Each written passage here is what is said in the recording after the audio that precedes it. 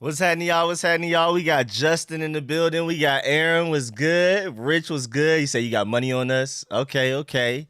Nah, if we don't win this game, that would be crazy. And y'all know me. I want the pick, but like the Giants are terrible, bro. Like this, we lose this. You gotta look at this a little strange. What's good, J Mart?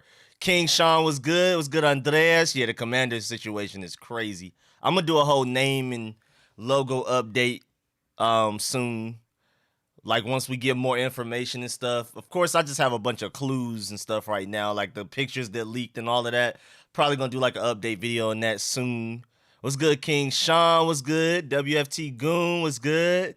Corey was good. Larry was good. Tyler C was happening. Steve Austin was good. We get ball first. I don't think it's a leak, but Commanders might just be it. Yeah, it's looking a little. It definitely looks like it for sure. Like, if I had to put my money on a name, like if I had to, like right now, I wouldn't put any money on anything. But if I had to, my money would be on Commanders right now for sure. For sure, for sure. What's good, Armando? What's good, Lawrence? I know it was Commanders' last game. Yep, that's our last game as the Washington football team. Last game, you'll see a couple of the players that are currently on the team as well. Not sure how to feel about it. Honestly, will not be mad if we lose this game. W Fig, what's good? What's good? I mean, you know me, man. Higher pick, higher chances of getting a quarterback, higher chances of winning, going to a Super Bowl, winning a Super Bowl. But at the same time, the Giants are terrible. But also at the same time, Ron Rivera already said we're gonna play a lot of younger guys, some backups and all kinds of stuff. So, like you even see Tamarick Hemingway is already on the field. So like, if it was fully healthy starters versus fully healthy starters, I would feel like we would beat the Giants by double digits. But we're literally playing backups and younger guys on purpose. Like that's literally like a thing that Ron Rivera says we're gonna do, which I'm happy that we're doing. We need to evaluate talent. There's no reason in trying our hardest to win this game for what? I personally don't care what Joe Judge said. Trash talk doesn't affect it. It don't move me. It's not gonna move me out my position and make me crash out.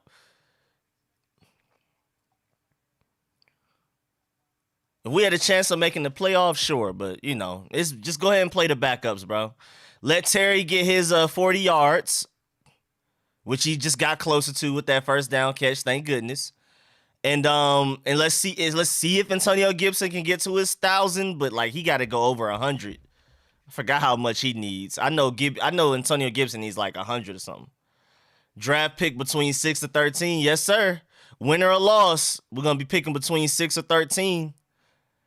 But I highly doubt 6. Like 6 would be nice, but we need too many teams to lose for us to move up to 6. You know what I'm saying? Like it's like you need this team to lose, this team to lose, this team to lose, all kinds of stuff for that to happen. So we'll see.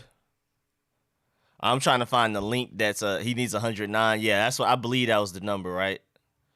Who's backing up John Bates? Right now it's Tamarick Hemingway. He was out there on the first snap. So I don't even know who's backing John Bates up because Tamarick Hemingway was out there on the first play. I'm assuming we ran 12 personnel. Man, Antonio Gibson running though, man. My dog running though, man.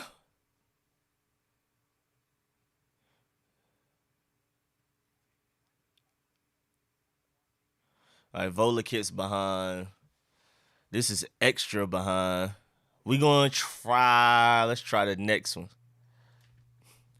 Think Terry got it. Oh, Terry. Oh, okay. Terry doing it? Now that's a celebration. That's all I care about. Once Terry hits his 1,000, bench him. Sit him. There's no reason. There's literally no reason.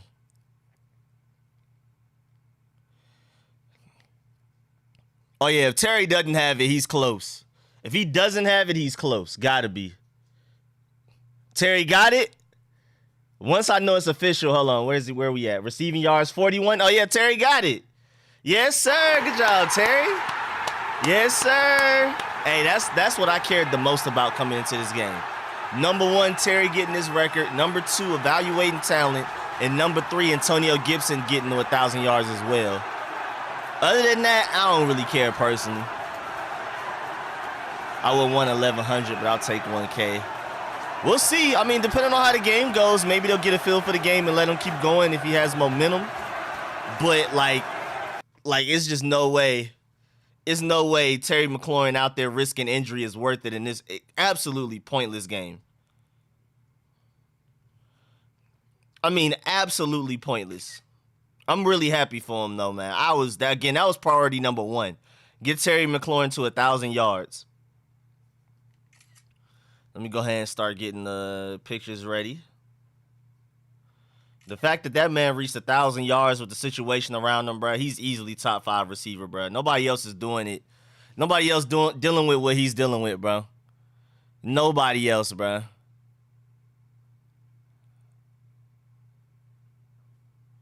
All right, Vola Kid is over with. You think we make any Black Monday moves? We'll see. I don't know. I wouldn't expect anything coaching-wise for sure. All right, let me congratulate Terry McLaurin one more time. I don't know. I'm definitely not expecting any coaching changes. I mean, maybe start re-signing. Like, I think it's time to go ahead and give Terry McLaurin the big bag. So maybe we do that. Other than that, nah, I don't really expect us to do much tomorrow. But the Giants are terrible. The Giants are, like, really bad. Brody, I'm sorry. Oh, Brody bought me a bone to play with him with, but I can't. I'm streaming. Hold on. Here, I'll throw it. I threw it. And now you're just looking at me. I'm sorry. That's what I get. Where we at? Offensive coordinator is terrible. What play call was that? I'm behind, so I don't know what's going on. This stream is behind as well. Let's keep it moving. Brody, why do you keep... Hey, play with Aja. Isn't Aja in here? Why do you keep bringing me a toy? Oh, here goes Aja. Aja, play with Brody.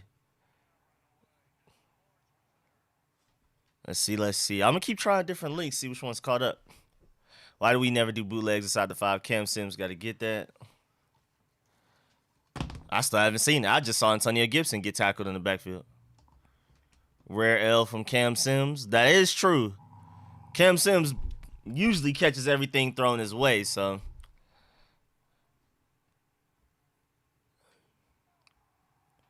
This link's even behind that one.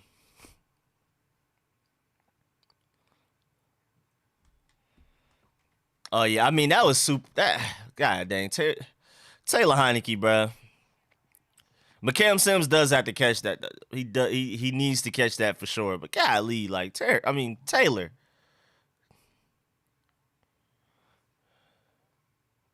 But you got to catch that. I mean, that's right through your hands. Like, literally, like, wide open through your hands. Like, there's no way. There's no way you didn't catch that, Cam Sims. That is a very rare L for him. That was a good offensive drive, too. That sucks. That went right through his hands, though. That went right through his hands.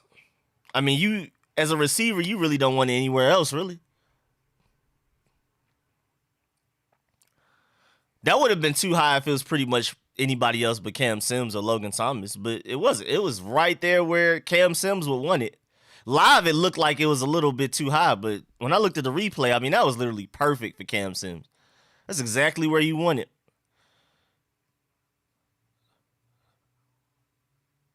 I'm still ready to go get a franchise quarterback, though, regardless, but Cam Sims, you got to catch that, my boy. What's good, 1323? Happy Sunday. What's good when he Joey Slides a franchise kicker? I'm assuming he will be, bro. He looks like he's it. He definitely looks like he's it. One last time for the year, buddy. Let's get it. What's good, Ryan? What's good, Ryan? Last game of the season. Yes, sir. What's good, Reggie Reg? What's good, everybody? I know I'm probably missing a lot of comments. I'm trying to catch up. I'm just trying to also get the links right. Yeah, Cam Sims, no excuse. He is 6'5".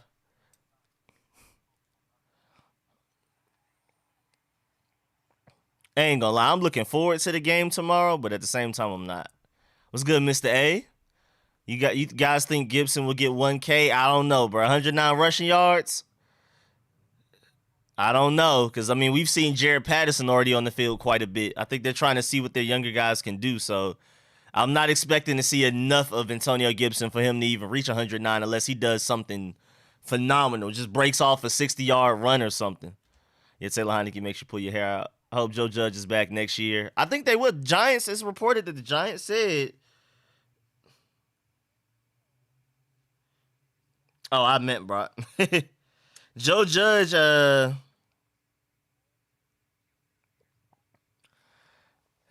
Judge, the Giants said that they plan on possibly changing GM but keeping Joe Judge and Daniel Jones, which is really weird. Why would you hire a new GM and tell him who his head coach and quarterback has to be? That just sounds like they're about to continue being terrible. They're about to be the bottom of the NFC East for a while if that's really how the type of decision making they're doing. Call me a fake fan, but I'm low key rooting, looking for an L and a win from the Seahawks and Bears to get us a 6th pick. I mean, hey, you know how I feel, Timothy. He has to break a long run. Scott Turner's definitely working for the ops. Where we at? I still think Steven Sims and Kevin Hartman could have worked out and Ron didn't do them right. Also, Bryce Hall should be here. Yeah, I would have liked to seen them stay a little bit longer. Steven Sims, I can kind of understand because DeAndre Carter literally came and did everything he does better. But Kelvin Harmon and Bryce Love would have been nice for sure. Jake Fromm is in the game. Boy, when I tell you they ain't got nothing to do with me. Never been a Jake Fromm fan. Never, ever. I blame him for us not beating Alabama at least twice. But yeah, the Giants are to their third string quarterback, though. They're on their third string quarterback. I'm not sure if people knew that, but entering the game. Nah, King Sean, I don't know that man. I ain't never seen that man before in my life.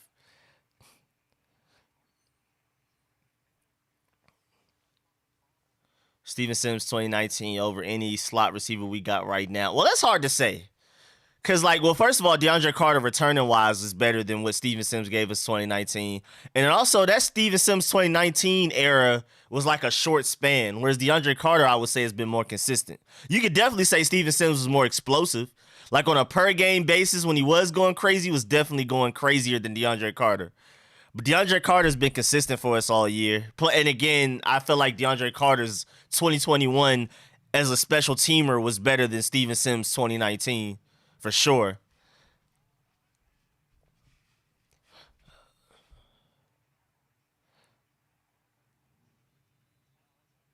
Who was number 34? Well, if they're gonna give us the win, if they got Jake Fromm in, but we found ways to lose before. So that's even Sims. What you mean they both had a touchdown? You talking about a returning? I just still like DeAndre Carter's returning better. I'm not worried about him muffing it, except he had like 2 weeks in a row where he started doing a little bobble thing. Is Roberts? That's Daryl Roberts out there.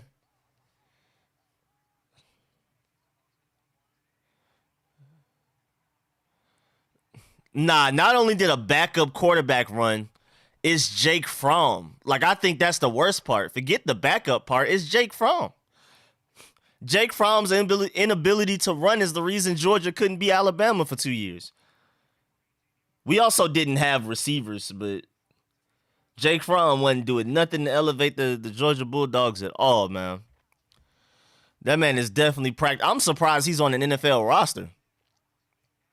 There's no way we let Jake Fromm run. I stand corrected. We're letting the QB run on us. Yeah, the Giants just have a good run against the Washington football team with their quarterback game plan, no matter who it is. Apparently.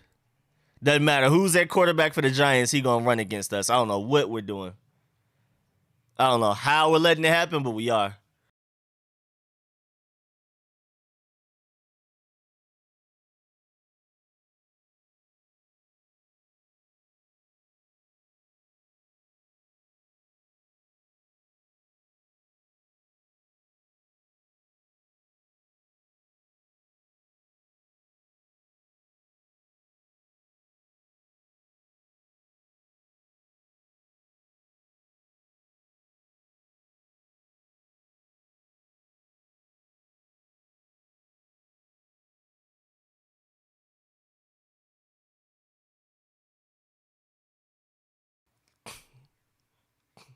Oh, there we go.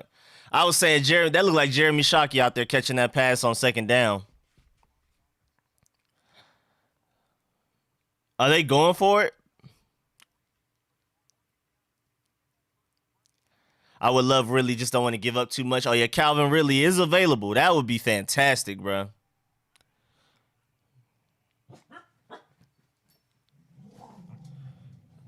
Uh-oh, dogs are angry.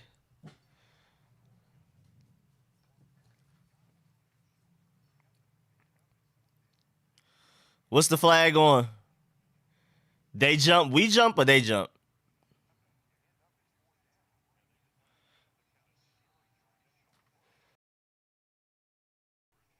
They jump. We jump. Lord have mercy. So they fail for the fake 4th and 1 attempt. Because were they even actually trying to go for it?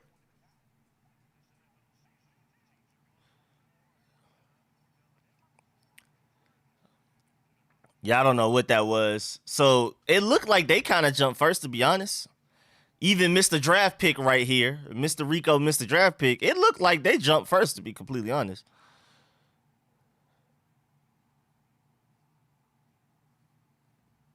His reaction caused the reaction by the off. I thought the offense was supposed to stay disciplined. I thought it didn't matter what the defense did. I thought the offense was supposed to stay disciplined no matter what. Stuffed them the next play, yeah. That's just so stupid when you go off sides when they don't even plan on running a play. Like, that is just, that's disgusting. That's ugly to watch. Yeah, we obliterated them on the next play. Boy, they was on that. David Mayo, one thing about him, he gonna be good in the run game. That's about it though.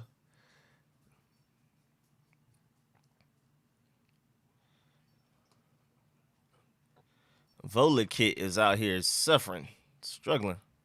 Man, I remember Will Hernandez coming out of the draft, how bad I wanted him. I know I mocked him to us at least once. I think I mocked him to us twice.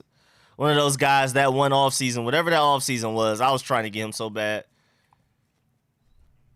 Yeah, I want more Jamin Davis as well. There's no reason not to play him. It's week 18, no hopes of making the playoffs. That man should be out there every play. I don't care. Tired, let him go out there and figure it out, bro. No, there's no reason not to play him at this point. Mayo playing his former team. That is true. That is true. Mayo revenge game. Will be better. Oh, it went away. Fire the offensive coordinator and defensive coordinator. I hope y'all don't hold y'all breath on that. I hope y'all know that Scott Turner and Jack Del Rio will be here for at least the next year. At the very least, I would assume maybe 2 each. Not gonna lie. I really hope y'all know that it is wasted effort, wasted breath, wasted stress if you're really hoping they're about to fire Scott Turner and Jack Del Rio. Whether they should or not, it's up to you. But I'm just warning y'all, like, they're not going anywhere, like, anytime soon. I'm just warning y'all. They're not going to fire Scott Turner until they at least try a franchise quarterback. And even then, they're going to probably give him at least 2 years to see what he can do with them. And then Jack Del Rio, if anybody would go first, it's him. And I still think he's going to be here for like the next 2 years anyway, especially until the defense is fully healthy, until he gets like a fully, at least mostly healthy season out of him. So just warning y'all, again, whether you want them to be here or not, I mean, it's up to you, but just warning you, they going to be here for a while. Let me pull up Sunday Ticket so I can pull up these other games. Let's go. Let's see what's going on.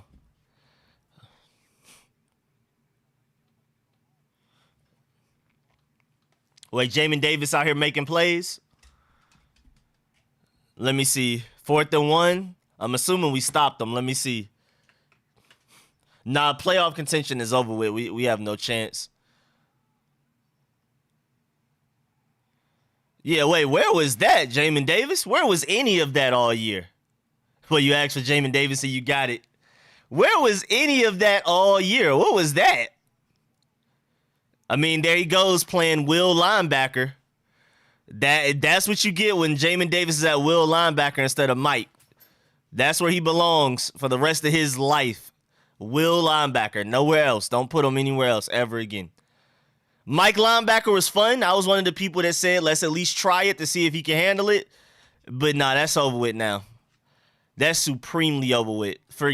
Completely forget Mike linebacker for him. We need to go get one in free agency and draft. Actually, get one in free agency and draft. Maybe like the 3rd or 4th round. I picked one up in my mock draft in the 3rd round. I really like Darian Beavers from Cincinnati.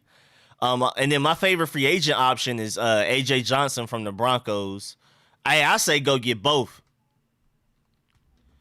Nick Bolton, I heard, is killing it at middle linebacker. I tried to tell you. Yeah, hey, I haven't peeped him. I haven't paid attention to what he's done, but hey, you did say it. But I don't know. Like, I haven't seen it, so I wouldn't know.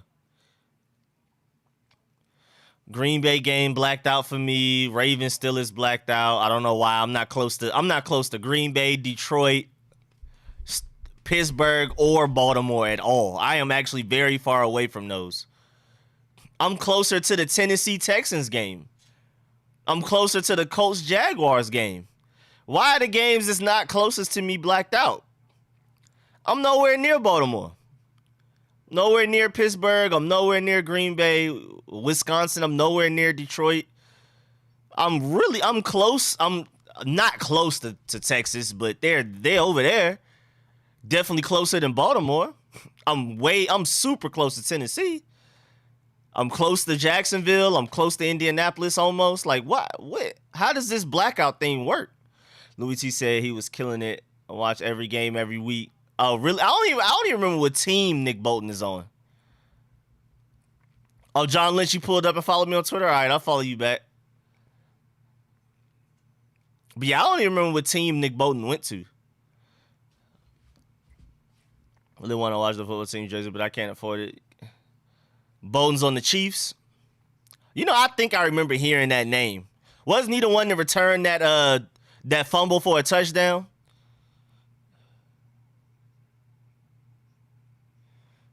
Let's see what other game I can pull up. I got Red Zone, Fantasy Zone, the Cleveland versus Cincinnati game, and then I guess Chicago, Minnesota, bro.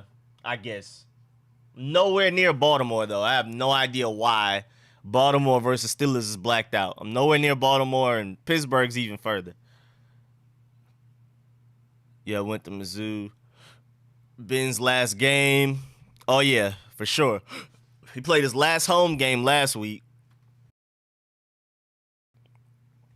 Now, I am happy for everybody that's breaking records.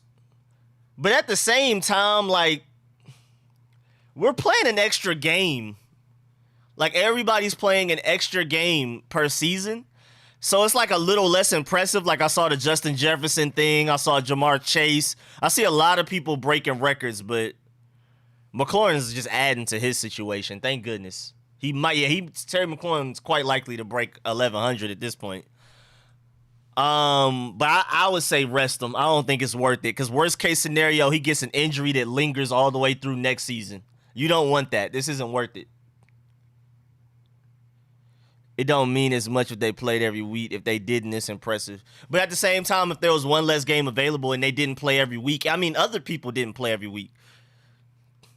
Like, other guys that held records, you know, had injuries and didn't play every week and stuff like that. So, you know, I felt like they dealt with the same exact things. They just had one less game. So I still congratulate people, but I think it's just slightly less impressive for sure. Definitely, it doesn't hold the same weight at all, bro. Whole extra game. I mean, you can see how many records are getting broken. There's like 12 records getting broken. Yeah, but all 16, then that means they have an extra game to potentially play 16 games, which still isn't fair. Again, it's less impressive. It's not impressive, it's just less impressive. But Jared Patterson was doing all he could on that run on second down. Poor baby. I already know Alexander setting somebody up. I hope nobody falls for that. I've never seen that one, but I already knew what it was. I already know what that is. Terry playing safety. Wait, we threw a pick? Wait, what happened?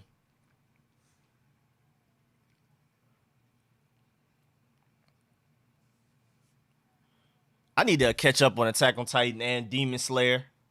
I'm behind. None of them better than One Piece though. I don't care. Let me see. I'm still third and six. Oh yeah, he kind of overthrew Terry slash.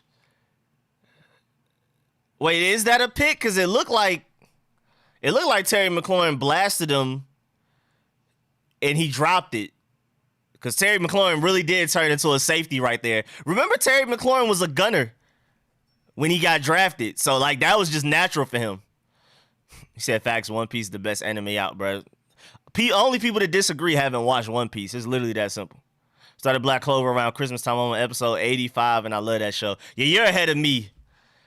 Ever since like the Spade Kingdom existed, like the first time you see them, because I just started to catch up in the episodes, and I hate catching up and watch stuff weekly.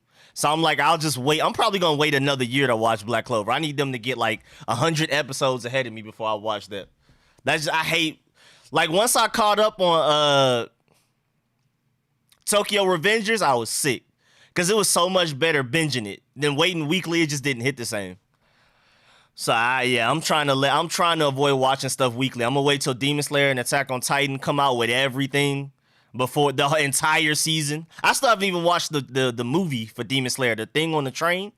I haven't watched that. I'm like, I'll wait till the whole season is out and I could just watch the movie and watch the entire season and keep it pushing.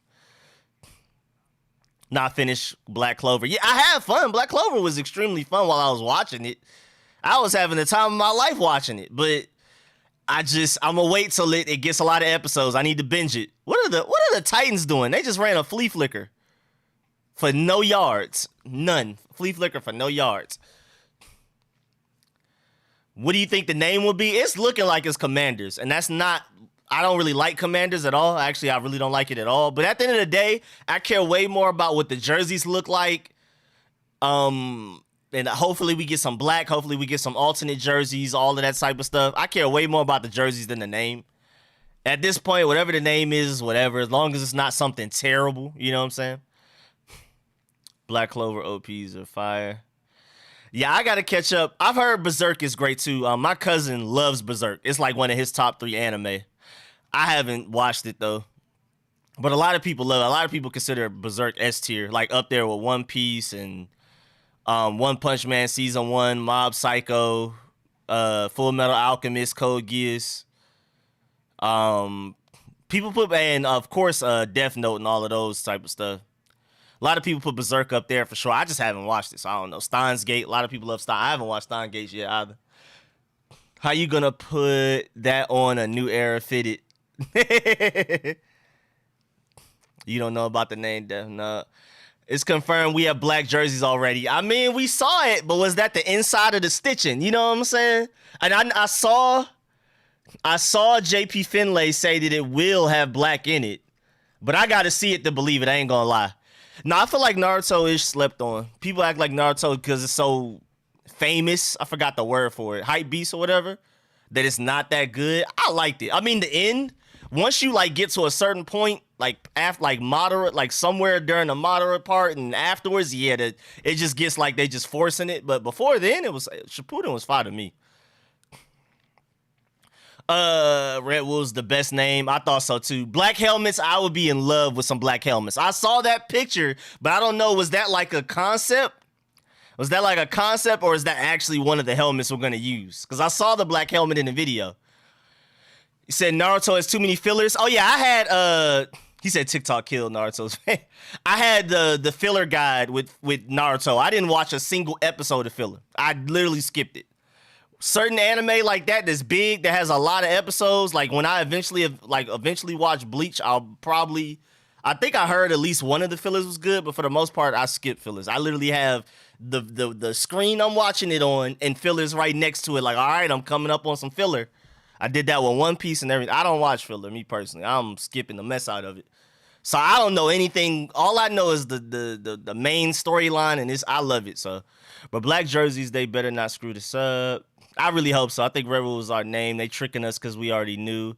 No, I do believe that one of the names that's already out there is the name, and they're just throwing a whole bunch of smoke screens to distract us. I still think Commanders is more likely, but I wouldn't rule Red Wolves out because I think the name is already out there. It's one of these names we've heard before, and they're doing whatever they can. They're doing whatever they can to, like, you know, distract us from what the name actually is. That's what I think. I think it's going to be one of those names we already know. And so it's not going to be a surprise, but they're just trying to keep it. I mean, if you think about it, bro, we have like we're 3 weeks away from knowing what the next name is, which is crazy. That's way sooner than what I thought it would be. And I'm actually pretty excited, but we'll see. One Piece actually has solid fillers. What's good, VA Money Group? I just naturally skip fillers. If I can look up which fillers are good, then I'll go back and watch them, but I just naturally skip fillers. Because I remember when I first started watching Shippuden, I was in some episode where they were trying to unmask Kakashi. Like, they were trying to see his face. They were trying to, I was like, bro, there's no way this is a real episode. Their voices were different. Their personalities were different. And the episode was just pointless. And I was like, oh, nah, y'all not getting me again. Y'all not getting me again. I stumbled upon this one by accident. And from there on, every time I watch an anime that has fillers, I'm skipping them. But if somebody tells me like a specific Bleach or a One Piece filler that's good, I'll go and watch it. But yeah, man.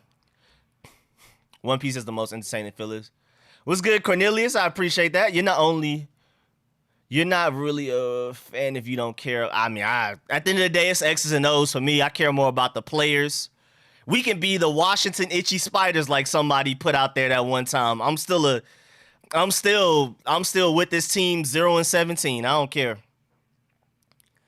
I care what the name is, but it's not going to make me stop liking the team like some people are doing, abandoning ship. I think that's extremely silly. New logo is on Washington's Reddit. I care more about the jerseys than the name because that's gonna affect how we look on the field. I care the most about that. A good open field tackle by Tim Settle. Again, I'm behind, so I just saw it, but that was nice. Nobody worried about a Kyle Rudolph. Lions might win. Who are they playing? Y'all didn't see that on Twitter?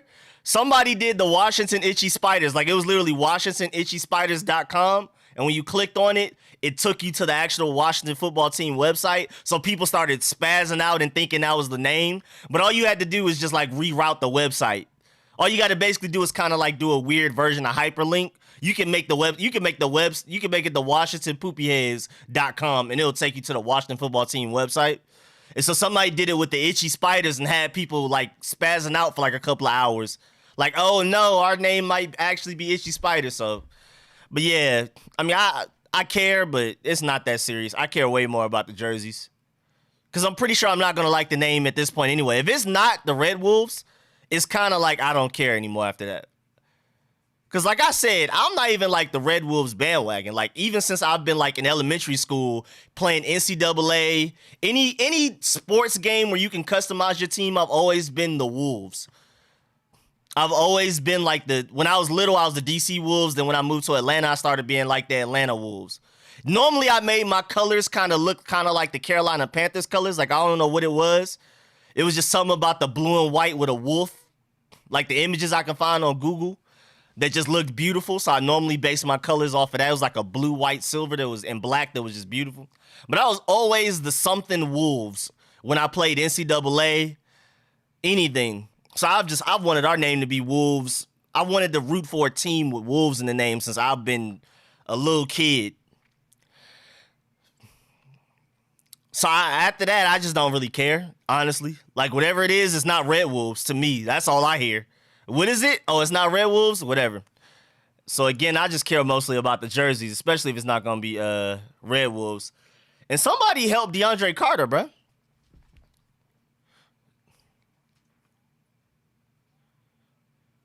Man, I hate Heineke. Chris Harris might be a defensive coordinator next year, too. Oh, yeah, I can see that. I remember teams were interviewing him this past offseason, I believe. So I wouldn't be surprised if Chris Harris leaves as our defensive backs coach, becomes a defensive coordinator somewhere else. Appreciate you bringing that up, Rich. That's a good point. We may for real lose Chris Harris. I'm afraid we may lose John Moscow. He was the best coach. You could argue John Moscow was the best coach in the NFC East. What's going on with the Detroit game? Can I pull that up? Because apparently people are having fun watching this Detroit game. Oh, yeah, it's blacked out. Man, I'm nowhere near Michigan or Wisconsin. Leave me alone. Yeah, I'm watching that Klay Thompson game. I ain't gonna lie. I'm pulling that up. I missed the Kyrie Irving game. It kind of slipped my mind. And then he dropped 20. You know, 2 games I need to go back and watch. Kelly Oubre, I believe he had like 5 or 8 threes in a quarter. I got to go back and watch that game. He did that last week. And I got to watch Lance Stevenson drop 20 in the first quarter a couple of days ago. I got to watch those games. I got to go back and watch those games. I already have that. Like, I have a list of stuff I need to watch. And then I'm definitely watching Klay Thompson live tonight for sure. Definitely pulling that up.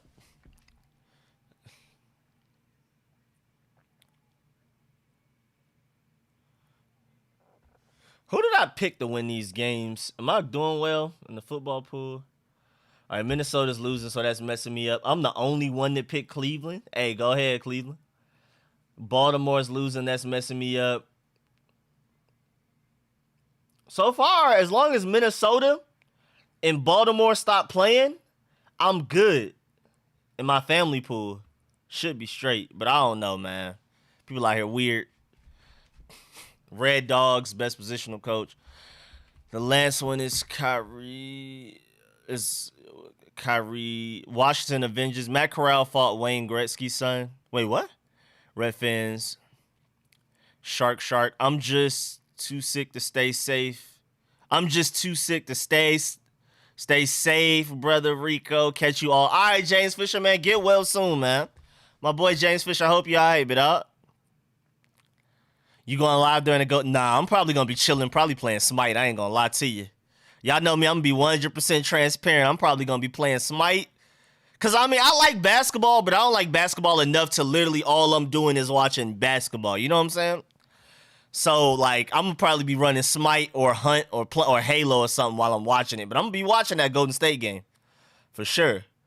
I'm not even exactly sure who they play. Who do they play, like the Spurs or something? Nah, I appreciate you too, James Fisher. Appreciate you pulling up, man. Even though you felt sick, man, you tried, man. I appreciate that, for real.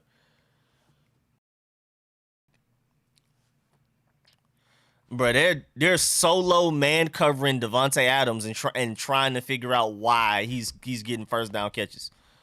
Can you read like my last 5 comments? Oh, hey, copy and paste them, Jones, and just put them all together. Put them all together and just paste it in here, and I got you. What's your Instagram? I have Street Scores ATL, I believe the name is.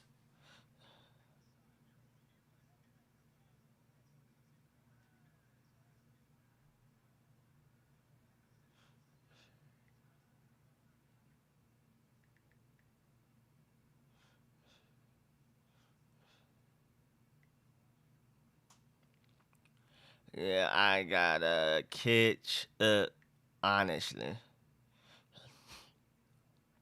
Wait, Lions had a trick play 75-yard touchdown.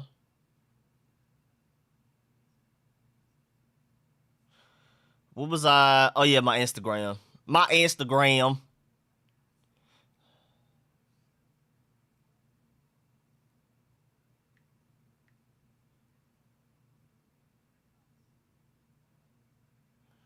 Where is it? Let me see. It should be.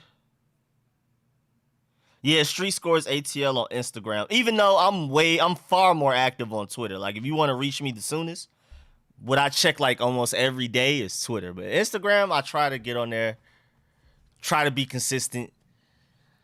Taylor Heineke is worse than Front. What's wrong with Commanders? Hey, Rico, thoughts on USFL? What is that? What is USFL? He says very bland. Who you think Washington will sign this offseason? I really hope we go get Marcus Williams and AJ Johnson. Bruh, please, AJ Johnson and Marcus Williams at AJ Johnson at middle linebacker, Marcus Williams at free safety. I feel like we killed the offseason already.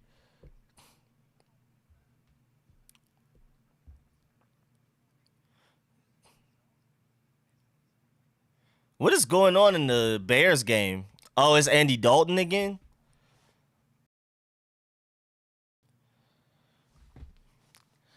What's your Twitter? Oh, I'm almost sure my Twitter is. Hold on. Wait, it's on the screen. Yeah, it's on Street Scores ATL. About to have me out here looking crazy. Herschel Walker played for the New Jersey Generals. This team is doo-doo steam. Steam? It was a pro spring football league back in the 80s. Oh, no, you lost me. I was born almost 20 years after that, so I don't know what's going on. He said there's a new spring football league that Fox Sports is bankrolled, and they drafted a month and a half. Okay, I'm going to be peeping then. Let's peep. Let's peep. All right, I'm going to definitely pull up to that. I'm curious what's going on. And nah, I'm not going live tomorrow. Like I already said last week, bruh, I can't go live during Georgia, bruh, especially like it's the championship. First of all, I'm not going to be reading the comments, so y'all, I don't even know what I will be streaming for. I'm going to be too nervous. I'm not going to be analyzing nothing. I'm going to be 100% fan. Like right now, when I do my Burgundy and Gold streams, like now, I'm like 60% analyst, maybe 70% analyst, 30% fan. Georgia is 100% fan. I'll be quiet for like 30 minutes straight if I'm nervous. Like I'm not talking. I don't even think y'all want to be here for that.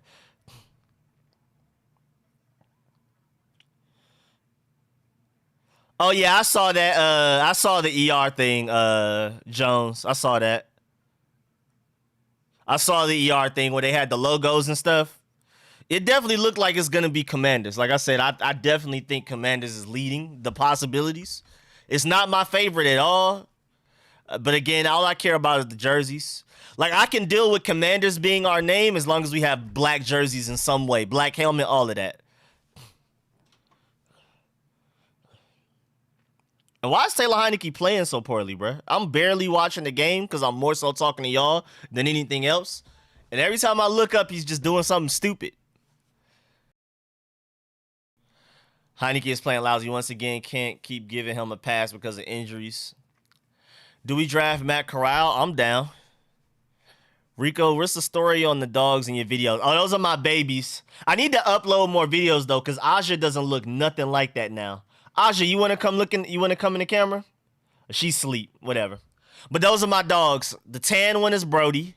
He's Corgi Lab and some type of terrier or pit bull or something.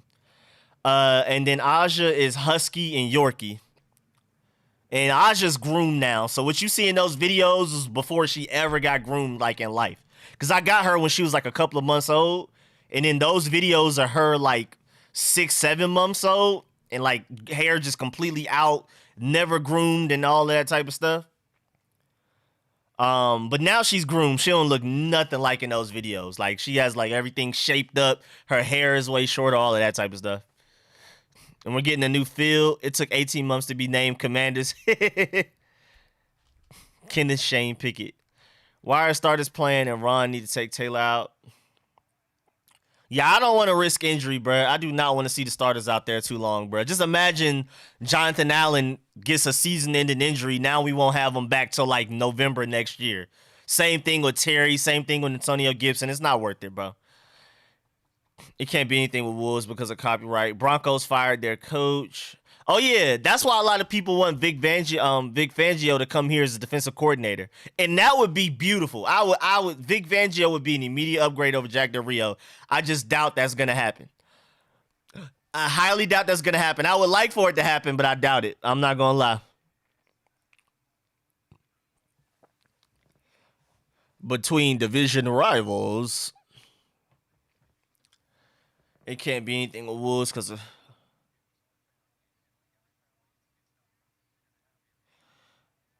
Da da da da.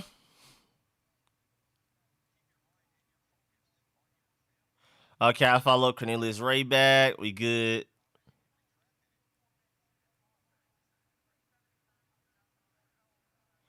Oh, Cornelius Ray, I don't even have a jersey. I wish I had a jersey. What's good, Merle? My boy Merle pulled up. Once again, bad coach and keeping starters in. Bro, I don't have a single Washington football team jersey. I got on a shirt.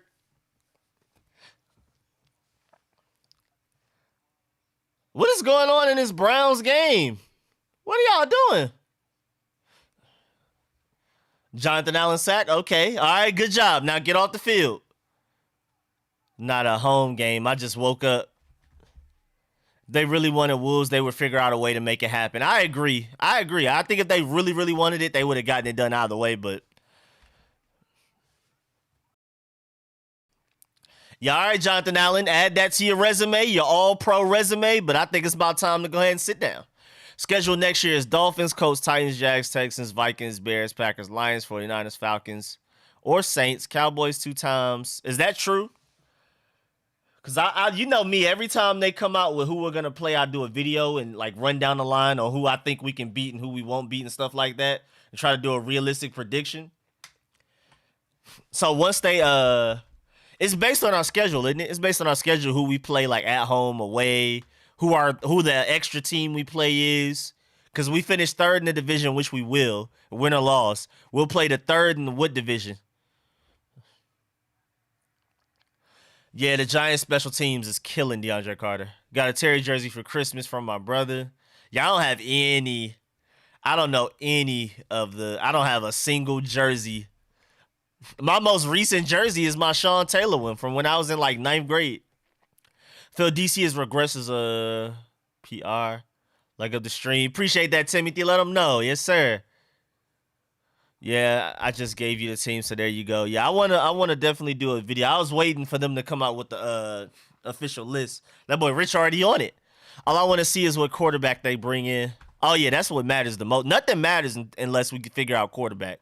I want AJ Johnson at linebacker from the Denver Broncos. I want Marcus Williams from the Saints at free safety. But it literally doesn't matter if we don't have a quarterback. But the USFL is making a comeback. All right, bet. I'm a peep. I haven't heard anything about it. I don't even know how y'all heard about it. I don't know where y'all been. I don't know where I've been, most importantly. I don't know where I've been at. Boy, Ryan Tannehill, that was a dangerous throw. It worked out, but I don't know what that was. Who's going to develop the QB? We got Kenzan Peace. I like Kenzan Peace. Jonathan Allen now has 9.5 sacks. Yeah, I would like for him to go ahead and hit double digits if he can. Keep him in there to get that double digits and then take him out.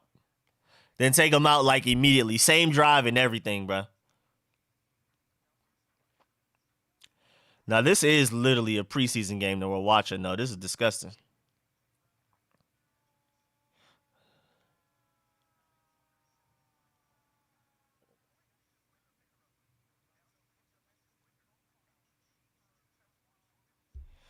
Man, Jonathan Allen, if y'all go back and look at that sack play, he wasn't playing with that left guard.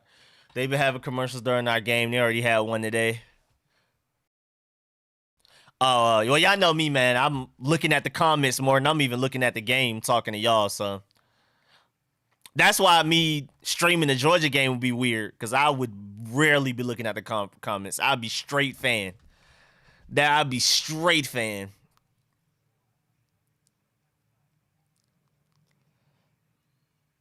Now I want to pay attention to the game so I can see the commercials. I want to see what's going on with this new league.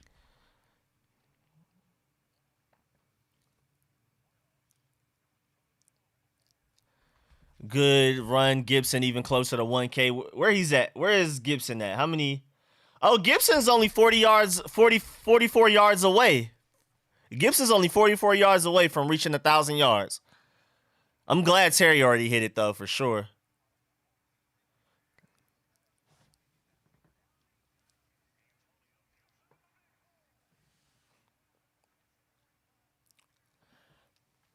Yeah, I like that run by Antonio Gibson. Good blocking.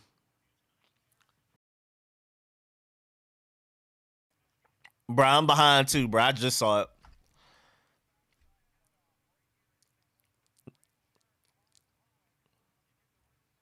Taylor Heineke has won the second most games in the past 4 seasons. Yeah, yep.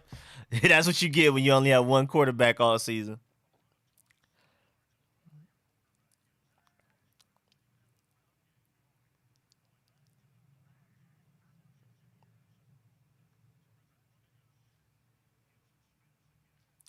Nah, literally, if it's not Commanders, though, I would be highly surprised. Like, I would be supremely shocked if it's not Commanders, bro.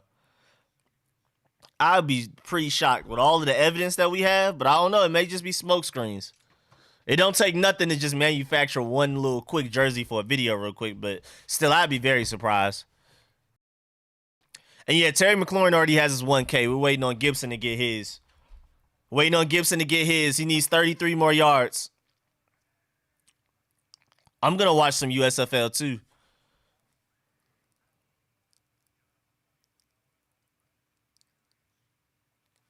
So Antonio Gibson already has 71 yards. He just needs 33, I believe, right? No, 38. 38 more yards, and he hits 1,000, I believe. He said if it ain't Commanders, I would give him props, no lie. Take all the starters out but Gibson. Hey, on the slick.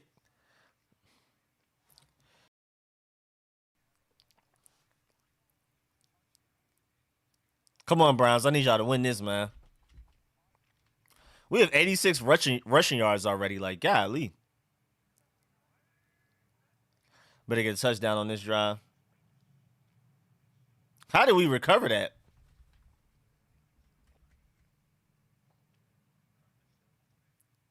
Come on, Browns. Keep your foot on the pedal. I need y'all to win this game. He said Heineke is awful. Red Hogs would be original. Going to be good because everyone's going to be mid as opposed to the NFL where 80% of players are mid, 20 or elite. Better ball, not going to lie. Fire Scott Turner. A lot of great players came from the USFL. Dearness Johnson got a touchdown. Whoever started him in their fantasy leagues are really happy. I'm happy because I need the Browns to win. Do we drive Corral or Howell? I prefer Corral over Howell, but again, I'm not mad at either. But y'all know me. I'm Malik Willis, Kenny Pickett, and Matt Corral. With Carson Strong like as a close fourth right now. Everybody else is kind of like okay to me. All these non-NFL leagues like AAF, USFL, XFL, etc. should be like the minor leagues, except players go straight to the league and to the minors. Yeah, I agree. I wish we had it set up like how baseball has the minor leagues. I used to go to Bowie Bay Sox games all the time when I was little, when I still lived in Maryland.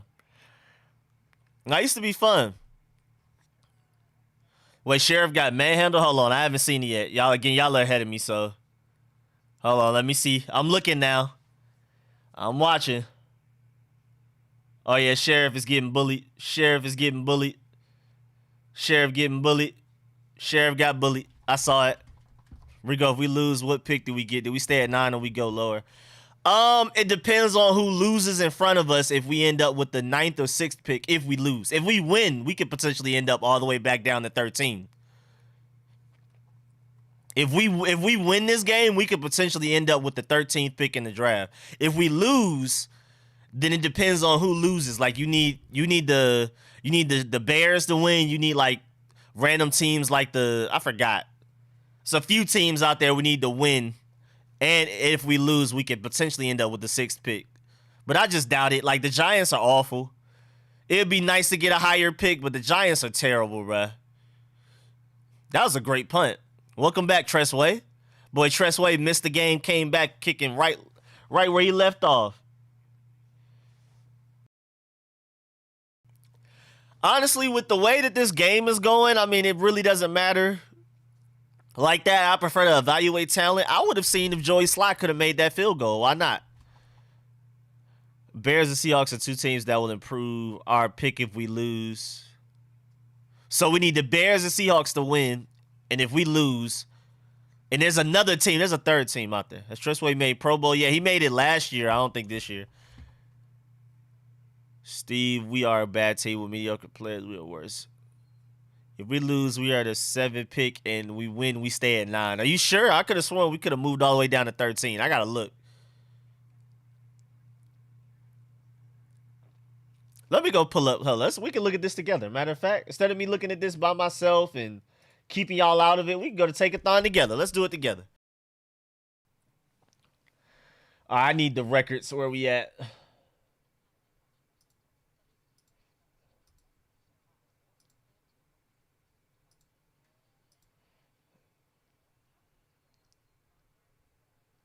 There we go. I bet. So 6-10. We win 7-10. Strength of schedule. Now we might be straight. Even with a win. Even with the win, I think we do stay at 9. Just because of strength of schedule. I mean, win. Nah, that's win percent. My fault. Strength of schedule over here. All right, I'm tripping. Nah, I think we can move down. Because if we tie with Denver. Even though Denver beat us, I think their strength of schedule, because we have a really difficult strength of schedule. We had a really difficult strength of schedule, and they would let teams with an easier schedule that lost the same amount of games as us go ahead of us. I think. I think that's why we can fall all the way to 13. Even though I think Cleveland's about to win, so you don't got to worry about them. They're about to be 8-9. So then when you look, I think the furthest we can go back is probably 12. I think that's how that works. Getting bullied on that play. But even if it's top 10, does Ron Rivera feel the current quarterback class is worth picking top 10? We'll see. I don't know. No, head-to-head is first priority, I think. I hope so. Hey, man, I really hope you're right, man. I really want to be wrong. If Derek Stingley falls to us, do we get him? I'm not that big on attacking corner that soon. Like, I don't think it's that serious. I feel like free safety, middle linebacker, quarterback easily by far. It's quarterback is our biggest need, and then like free safety and linebacker after that. Even though I see what people are saying, they don't want to go quarterback early in the first round, so they prefer to do something else, get quarterback later. But I don't know. I don't think corner is that bad. I think when healthy, we actually have a pretty good cornerback tandem. I think they're straight, and I think you can find good cornerback talent later in the draft anyway.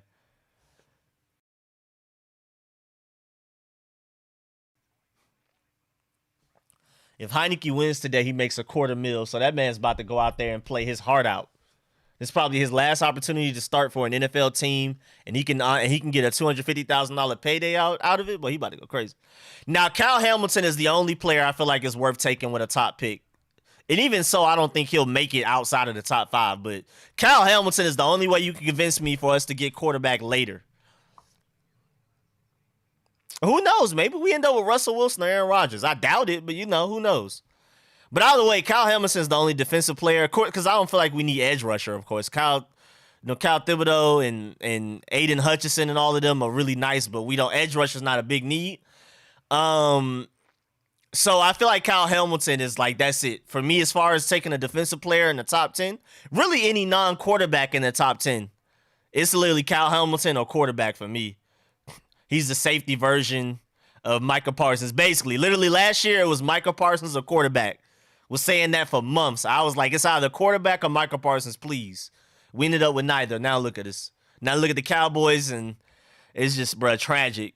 Now next year is literally Kyle Hamilton or quarterback. Same thing. I'm right with you, Rich. Russell Wilson has more left in the gas tank than Rodgers.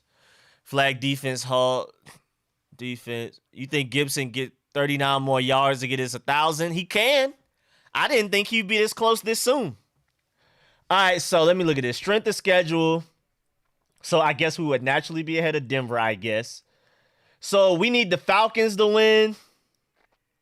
We need Minnesota to win, because they all have easier strength of schedules than us. Cleveland's about to win. I'm not worried about that. Then we need Chicago to win. We need Chicago and Seattle to win, even though I'm not sure if we can. Strength of schedule-wise, and we beat Seattle, so we're not passing them. But we need Chicago to win. It'd be nice if Carolina just won just in general so they can move back another pick, but we can't catch up to them. That's over with. So, yeah, we're stuck somewhere between, 8 and 12, I think, no matter what, I think. That's what it's looking like. Yeah, Bengals sat their starters today. That's why I picked the Browns to win in my family pool. If Sam Howell drops to the second, we will take him. Chicago plays the Vikes. And they're playing right now.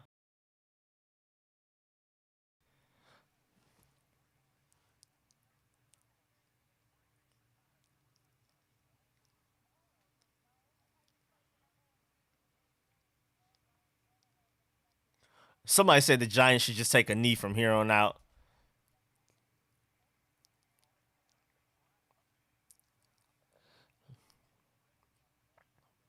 What are the Giants doing? Giants are so bad that they playing the punt and the New Yorkers boo.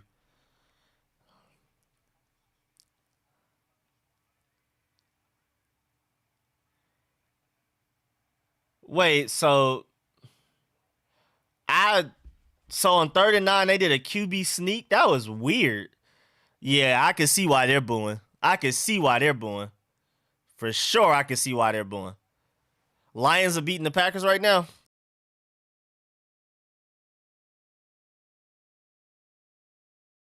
Why are the Lions still single covering Devontae Adams in man coverage? Like, what's going on? Every time I look at a highlight, it's just one guy man covering Devontae Adams.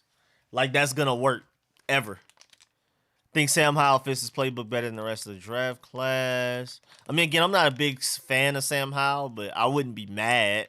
I can see a scenario where he works out, but Sam Howell's definitely outside of my top 5. Sam Howell and Ritter are not in my top 5 for this draft class for me. But I can see why people think why some people do have them in their top 5s.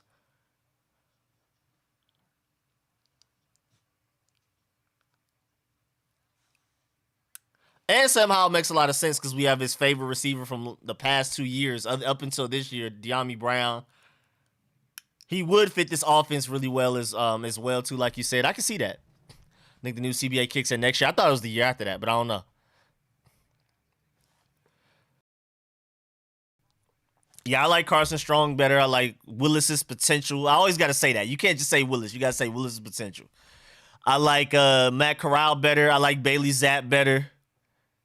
And I definitely like Kenny Pickett better.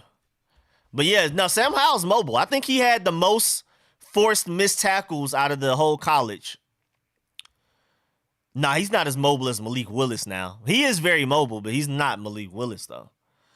Malik Willis is A- mobile of Lamar Jackson. Like, it's literally Lamar Jackson, Kyler Murray. When everybody gets drafted, so let's say August, it's going to be Lamar Jackson, Kyler Murray in their own tier number 1. Lamar Jackson will be tier 2 by himself, and then after that, it's every other quarterback.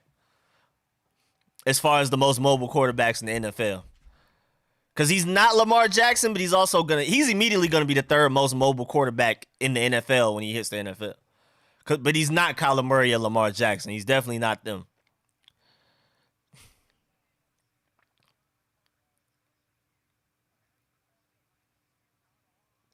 What is going on right now in this game? Are we this bad? There's no way we're this bad. Taylor Heineke keeps holding on to the ball. Kenneth Walker, Malik Willis had the most broken. I thought I saw somewhere somehow is forced. Oh, maybe he forced the most missed tackles the past 2 seasons or something. Maybe that was it. Maybe he was the one that I saw somewhere. It was like a Pro Football Focus stat. Somehow has forced the missed tackles out of any quarterback either this past season or the last 2 seasons combined. Something like that. So he is really mobile, but he's not Malik Willis mobile for sure. He don't have Malik Willis' arm. He doesn't have Malik Willis' mobility for sure. Definitely a difference. Malik Willis and Carson Strong easily have the strongest arms in this draft class. Kenny Pickett, you could definitely say, is the most day one ready. Desmond Ridder has really good traits, but I don't know, man. I'll take Malik Willis's decision making over Desmond Ridder's inaccuracy. But and plus Malik Willis is basically Desmond Ridder, but like better everything. More mobile, stronger arm, more accurate. Just worse. Malik Willis easily has the worst decision making out of the top, you could say, 7 quarterbacks. But again, I think that was just him trying to overcompensate because Malik Willis also had the worst talent around him. Malik Willis and Sam Howell had the worst talent around them out of any quarterback in this draft class, like out of the top guys. We're talking about like the top 7. Malik Willis and Sam Howell easily had the worst supporting cast. I think Malik Willis had the worst supporting cast. Sam Howell's like a close second.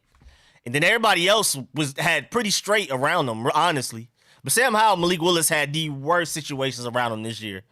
And I'm not even a Sam Howell fan, but if you look at what Sam Howell had to deal with this season, he was going through it, bro. He was making something out of nothing all the time. And Malik Willis, y'all saw that game. When it was Malik Willis versus Matt Corral, you saw his receivers dropping easy passes. You saw there was pressure in his face almost every play within 2 seconds. Malik Willis' team was terrible. Rico, check if I was right. All of them go to the Senior Bowl, I'm pretty sure, but not definite. Another thing, all the QBs are going to the Senior Bowl and Combine, given the measurables. Yeah, I know Bailey Zapp, Desmond Ridder. I believe Malik Willis is also doing the Senior Bowl as well. I know there's at least 3 top quarterbacks. I'm not sure about Sam Howell, Kenny Pickett, or Carson Strong yet, but I know Malik Willis, Bailey Zapp, and Desmond Ridder are definitely in the Senior Bowl. So that's gonna be really fun, man. This is gonna be the most excited I've been about watching the Senior Bowl in many years, because it's literally like the top guys. Normally, you have like the Trevor Lawrence, the Justin Fields. You already know they're not doing the Senior Bowl because their stock is already high. Whereas this draft class, everybody's trying to increase their stock. Nobody's safe. So I wouldn't be surprised if everybody ends up playing half a quarter in the Senior Bowl. I think Miller, he is mobile and he has a cannon for an arm. Yeah, that's exactly why I love Malik Willis. He easily has the highest ceiling out of his quarterback class. You can't argue against that. But now you have to think about whether our coaching staff is good enough to like mature him, fix his accuracy, fix his mechanics, fix his decision making for it to be well enough for him to work out as an NFL quarterback. But Malik Willis easily has the highest ceiling out of this class. Him and Carson Strong are competing for the best arm, and Malik Willis is by himself as far as mobility. His traits are crazy, but I understand why y'all would want to play it safe and go with somebody else like a Matt Corral or a Kenny Pickett. Show me how bad Liberty is, nothing else. Yeah, Liberty was just terrible. Carson Strong is my guy, dark horse for best quarterback. I can see a scenario where Carson Strong, as long as his legs hold up, Carson Strong, I can see a scenario where he ends up being the best quarterback, especially since I think he's going to get taken later and he's going to end up on a really good team potentially. Like, I can see Carson Strong going to the Steelers and they're instantly playoff bound because Carson Strong is going to have weapons around him. They just got to refix that offensive line a little bit. That he's going to have a good defense. You know what I'm saying? Normally, top quarterbacks get drafted to really bad teams. But since none of these quarterbacks are projected to go really high, a lot of these quarterbacks are actually going to go to really good situations. I can see Desmond Ridder going to a really good situation around him, and he looks good. I mean, look at Mac Jones. Mac Jones is not doing anything spectacular, but he's on the Patriots. He's playing within the confines of the offense and what they need him to do, and he looks really good. But if Trevor Lawrence were on the Patriots right now, they'd probably be a top 3 seed. Situations matter for quarterbacks, like really, really matter. Yeah, I'm gonna watch Clay's return game. I'm not gonna stream it though. Look it up, Rico. QB's at the Senior Bowl. Let's go look, because I'm curious. But now that's what's really interesting about this draft class, because since every quarterback, like there's no definitive quarterback that needs to go top 5 like there usually is, it's quite likely that a lot of these quarterbacks can end up in great situations. So that's going to be really fun. 2022 Senior Bowl quarterbacks, because I'm really curious. I know for a fact. So they got Kenny Pickett, Sam Howell, Malik Willis, Carson Strong, and Bailey Zapp. Oh, yeah, this is the best Senior Bowl of all time. This is the best Senior Bowl of all time, bro. They got Kenny Pickett, Sam Howell, Malik Willis, Desmond Ridder, Carson Strong, and Bailey Zapp. Literally all of the top quarterbacks. Like, literally all 6 top quarterbacks other than Matt Corral. Literally everybody. Oh, yeah. We're streaming that. When's the Senior Bowl? Oh, yeah, we're streaming that for sure. I'm clearing my schedule. I'm making sure I don't have nothing to do that day. Oh, we are watching that game together. Oh, when is that? February 5th? Oh, yeah. Say less. Let me make sure I write that down.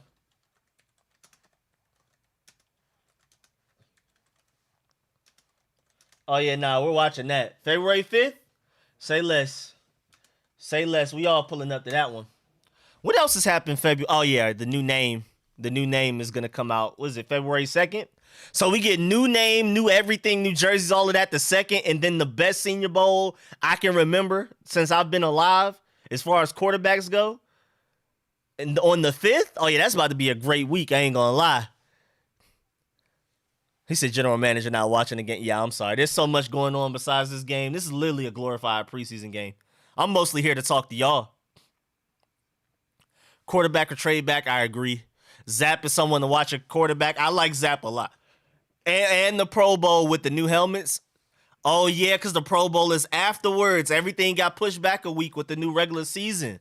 Oh, yeah, okay. That's about to be a great week. Pro Bowl, Senior Bowl, new name, new jerseys, new logo, all of that. Oh, yeah, that's about to be a great week. I'm about to be live streaming and spamming videos all week. I'm making a video when the new jerseys and all of that come out, and I'm going to live stream. And I'll probably take calls so y'all can give y'all opinion on the jerseys. We can literally just break it down. We could do it like a runway show. We could be like, okay, I like this part and this part of the jersey and all of that type of stuff. Then I gotta stream the Senior Bowl. Gotta do the Senior Bowl, bro. That's about to be crazy. This is the most excited I've been about a Senior Bowl probably ever.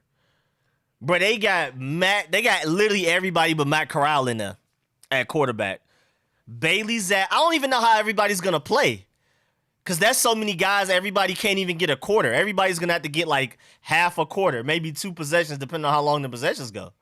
Kenny Pickett, Sam Howell, Desmond Ridder, Malik Willis, and Bailey Zapp. That is crazy. Wait, Bomb to Terry? I haven't seen it yet. Let me see. I haven't seen it yet. Let me see.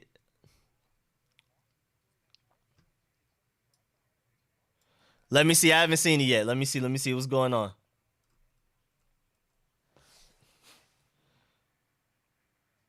That was actually a really good throw by Taylor Heinicke. When did that happen? When was Taylor Heinicke able to do that? That was a beautiful throw from Taylor Heinicke. Oh, and then sacked for 10 yards. Oh yeah, love it. But yeah, I gotta clap it up for Terry McLaurin, man. I'm really happy for my boy, bro. What's his stats looking like? What's your stats looking like, dog? Let me see what Terry McLaurin has 93 yards. Oh yeah. We did that. Oh yeah, Terry. 93 yards so far. Yes, sir. Let's get it. Come on, Terry.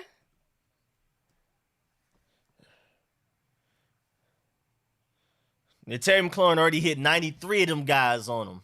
Antonio Gibson already has 71. If you look at the stats, there's like no reason we're winning. I mean, not winning by a lot. Taylor Heinicke has 104 yards passing. Jake Fromm has 16. Antonio Gibson has 71 yards rushing. Jake Fromm's leading the Giants with 21.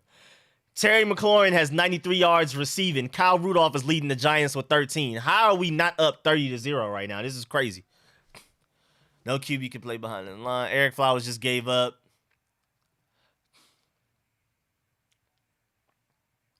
Little underneath throw to Jared Patterson. I like seeing Jared Patterson sure hands, though. I'm not seeing anything. I'm not seeing any bobbles, any drops. I love it. That was a great throw from Taylor Heinicke to Terry McLaurin. That was great. You know, this is a toilet bowl game. It's sad that every last game of the season we play the Giants, we're both just sorry with no hopes of making the playoffs. Now, this one is way less bad than the last one during the Chase Young sweepstakes, but this is still pretty bad. Yeah, our O-line is hurt. When our O-line was fully healthy, we had a top 5 O-line in the NFL, literally.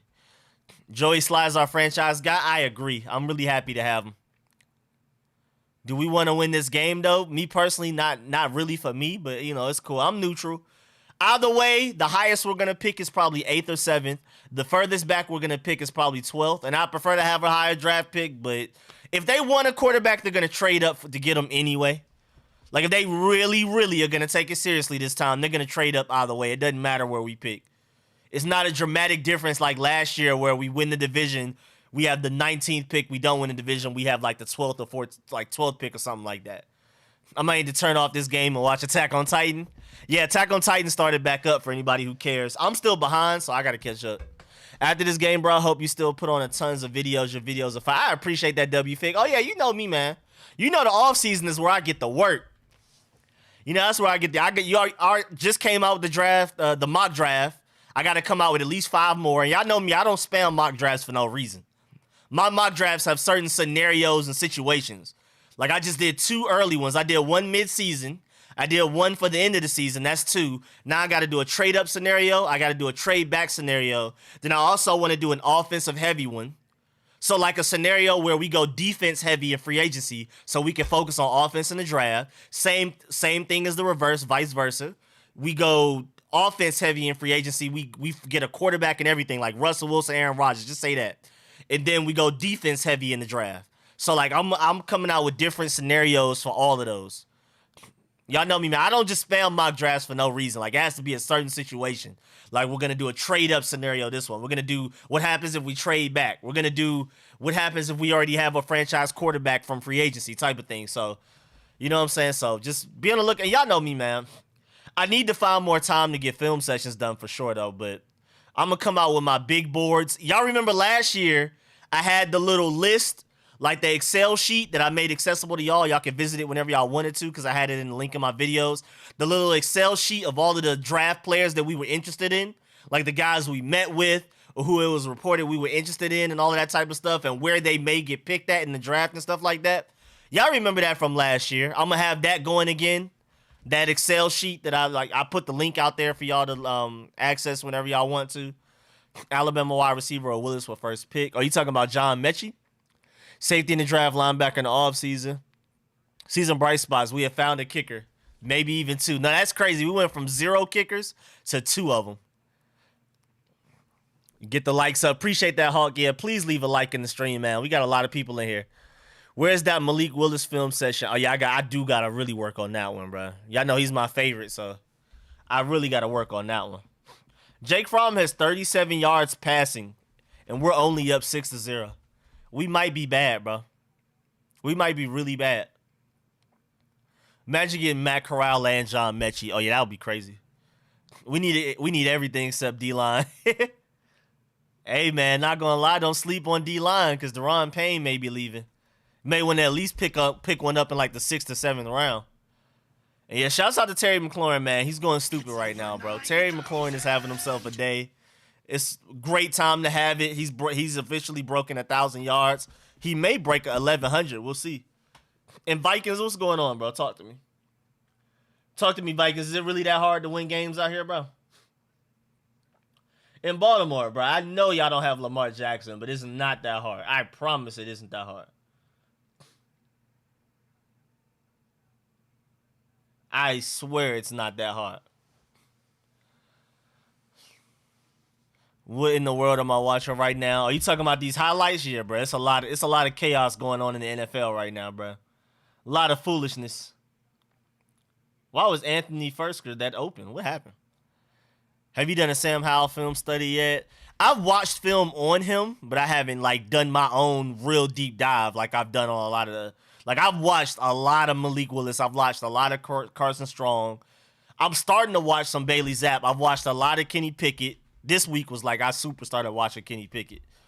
Desmond Ridder and Sam Howell I haven't watched that much just because I just wasn't a big fan of theirs anyway, just from what I've seen in normal games. But maybe when I watch their film, I'll appreciate them more. I mean, Desmond Ridder, the way he looked against Alabama compared to what Matt Corral looked, I think you have to have Matt Corral over Desmond Ridder just off of that alone. Matt Corral looked, and Desmond Ridder had a better team than Matt Corral had. Cincinnati was better than Ole Miss. I mean, Ole Miss is in the SEC, and maybe they, you could argue maybe they had a better defense, but overall, Cincinnati had a better team, and Desmond Ridder looked worse against Alabama with injuries than Matt Corral looked against Alabama. Who, boy, that trick play to Khalif Raymond. I'm just now seeing it for the first time. Deshaun Watson, if available, I would love that, but T.J. Watt giving Baltimore a problem. Yeah, T.J. Watt is killing the sack record. Like, all he's doing is just adding to it. Yeah, Deshaun Watson did say he didn't want to come here. Maybe it's a cold thing. Like, I don't know. Maybe he just doesn't like cold weather. He's from Georgia. He's been playing in Houston. Maybe he looked at the snow that D.C. was getting. It was like, oh, nah, ain't no way. Ain't no way I'm about to live in snow. Y'all got to be kidding me. Yeah, he's from Georgia, like 30 minutes outside of Atlanta, 30 minutes to an hour outside of Atlanta, born and raised. He went to Clemson, which is 2 hours away from Atlanta, South Carolina, and then he's been playing in Houston. That man does not know snow. That man has probably seen 3 inches of snow his entire life. Man probably was like, nah, I'm good. I'm good on that snow. Corral was also way better than against Tulane than Ridder. Oh, good point. That's another good comparison. If the Jaguars win against the Colts, I'm dead. Yeah, it's looking really ugly for the Colts, I ain't gonna lie. Are they sitting there starters or are they just horrible? How do you feel about the way the season ended? I'm not mad. Right now, the only thing I can hope for is just a better draft pick. But honestly, I just felt like injuries killed our season. I definitely feel like we're far more talented than our record says. I think we would be in the playoffs if nobody ever got hurt or caught COVID, honestly. Even with Taylor Heineke at quarterback. So what's the answer, Rico? How do we fix this? Hey, man, quarterback. Straight quarterback, my boy. Y'all know me, man. Malik Willis, my dog. I think Watson looked at the QBs we've had long term and said, nope, I'm trying to be in the league for at least a decade. Is there any word that Washington wants a dome when they decide to build a new stadium? I don't know. I'm curious about that. I'd be more likely to go to a game if there's a dome, because I know a lot of people have that little macho attitude. No, you need to endure the weather. Domes suck. We need the winter elements. You need to tough it out as a fan and sit in 20-degree weather. Never. If it's less than 40 degrees, I'm not going to a game. I don't care. You can't convince me to go to a game with less than 40 degrees. Like Mercedes-Benz is beautiful. They have the retractable dome, so if it's nice outside, it's open. You have natural, real weather. When it's cold or hot, they close the dome and it's perfect. If our next stadium doesn't have some type of dome, you're not gonna catch me at a cold game. You're not gonna catch me at a hot one either. I'm not doing it. Y'all can have that whole macho attitude. That ain't me. Y'all got it. Y'all can be tough for no reason all you want. Not gonna be me. I'm not going to a game in the elements. You may not even catch me at a very windy game. you may not even catch me at one of them. I'm good. And is there any word that Washington wants a dome? Would you watch the Sunday Night Football game if they just tied the game on purpose? Wait, which game are you talking about? I'm so excited for the future of this team on the River Road. I am. I'm way more optimistic than a lot of people are. Exactly, like we're always been rebuilding. I've been rebuilding for 30 plus years. Trade Payne in second for Parson. Parson? Who Parson? Rico, I haven't been here in a while. How you been, bro? I've been chilling, BMA. Welcome back, man. What's good? Do you want Collins back as linebacker? Yes, I do. No excuses, you are what your record says you are. Nah. I hear that, but nah, this year, if there's any time, it's not even excuses, a reason. Please show me any NFL franchise that can deal with the injuries we had and win games. Please, find me one. Find me one. Run down their roster, delete the entire starting offensive line except for the left tackle. Delete the top 2 running backs for a few games. Delete the top 4 edge rushers for a few games. Delete linebackers. Delete corners for a few games. Delete top receivers other than Terry McLaurin for a while. Technically, we're on our backup quarterback. Please show me what NFL franchise can win games with what we're dealing with today. I mean, this year. I understand, you could consider injuries. Like, we need to be better at managing injuries. I can see that. But with the way we had injuries, nobody in the NFL can win with the injuries we had. I don't care what y'all say. I literally don't care. There's no way. Oh, you already hit 10K. Oh, yeah, bro. We up there, man. We on the way to 12. Collins, the best move I've seen. Yeah, Collins, the linebacker, has been huge, bro. I mean, William Jackson finally playing man coverage has been big as well, but Landon Collins was even bigger. Just like Watson, I don't know Snow except for what happened last year. This game could end up as a shutout. I wouldn't ignore D-line. You can never have too many. That's what I'm saying. We may still want to go D-line 6th or 7th round, honestly. Trade Dan Snyder. I want Collins back a linebacker. Me too. What linebacker do you want?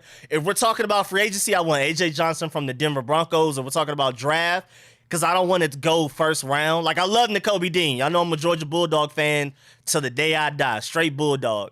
But, I don't think it's necessary to where we go linebacker in the first round. Plus, Nakobe Dean's more of a will linebacker anyway. We need a Mike.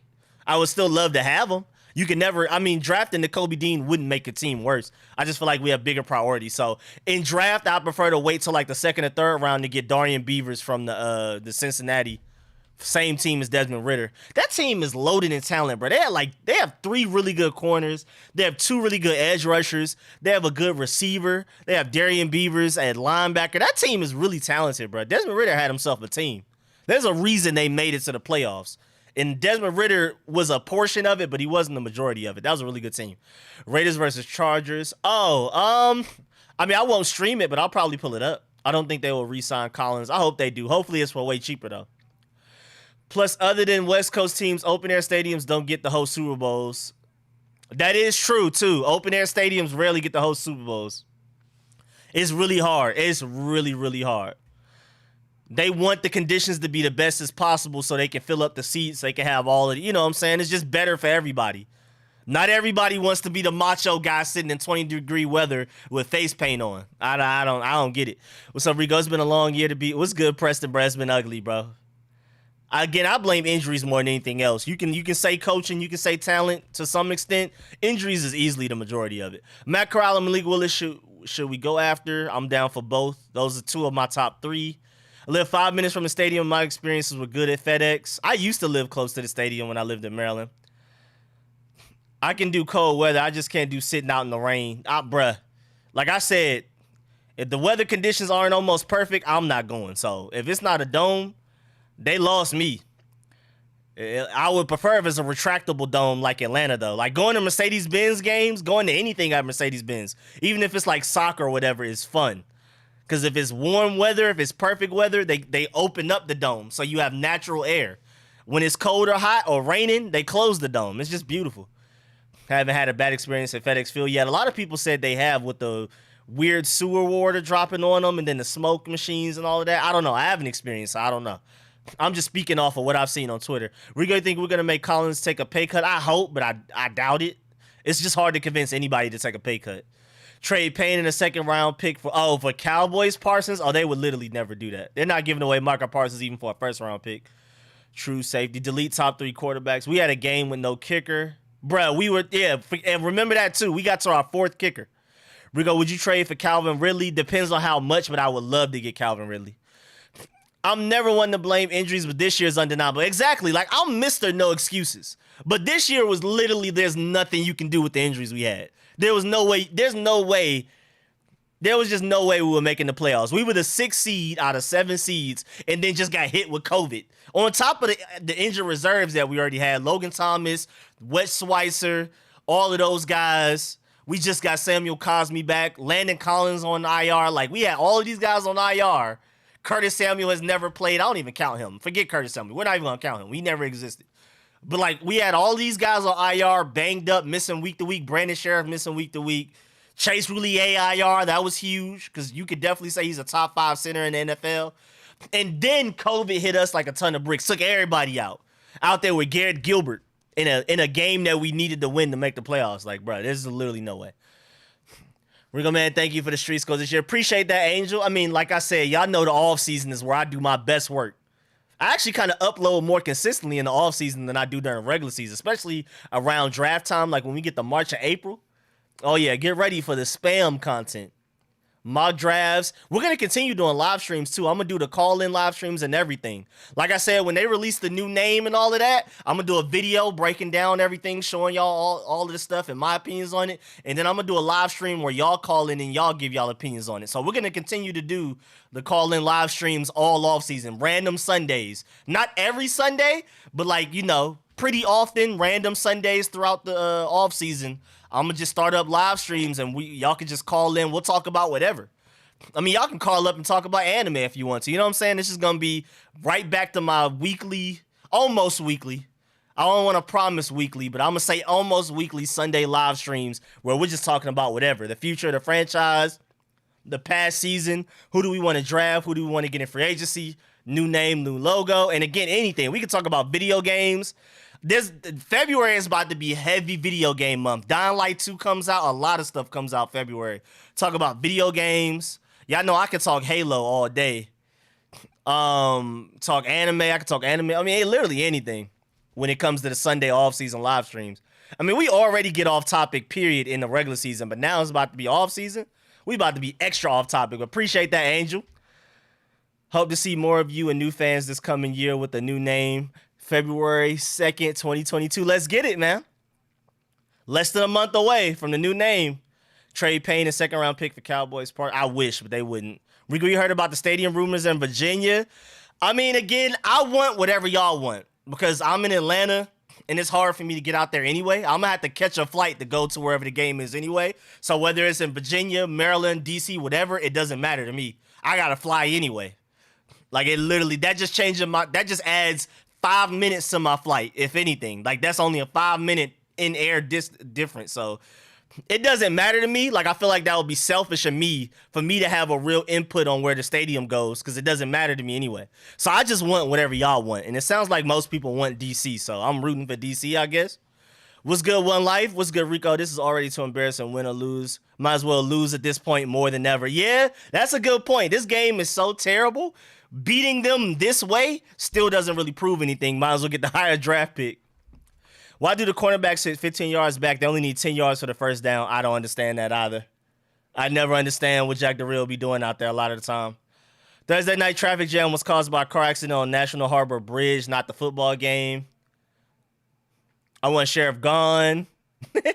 Les is in Miami. Yeah, it's literally got to be West Coast or Miami, Jacksonville, one of those places. TJ Watt just batted down a touchdown pass, forcing the field goal. He's different.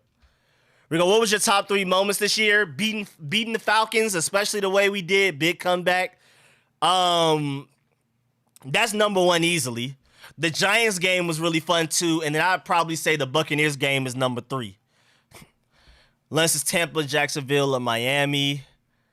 But beating Atlanta was number 1. Y'all know me, I hate the Falcons more than anybody else in the league. I hate the Falcons even more than I hate the Cowboys.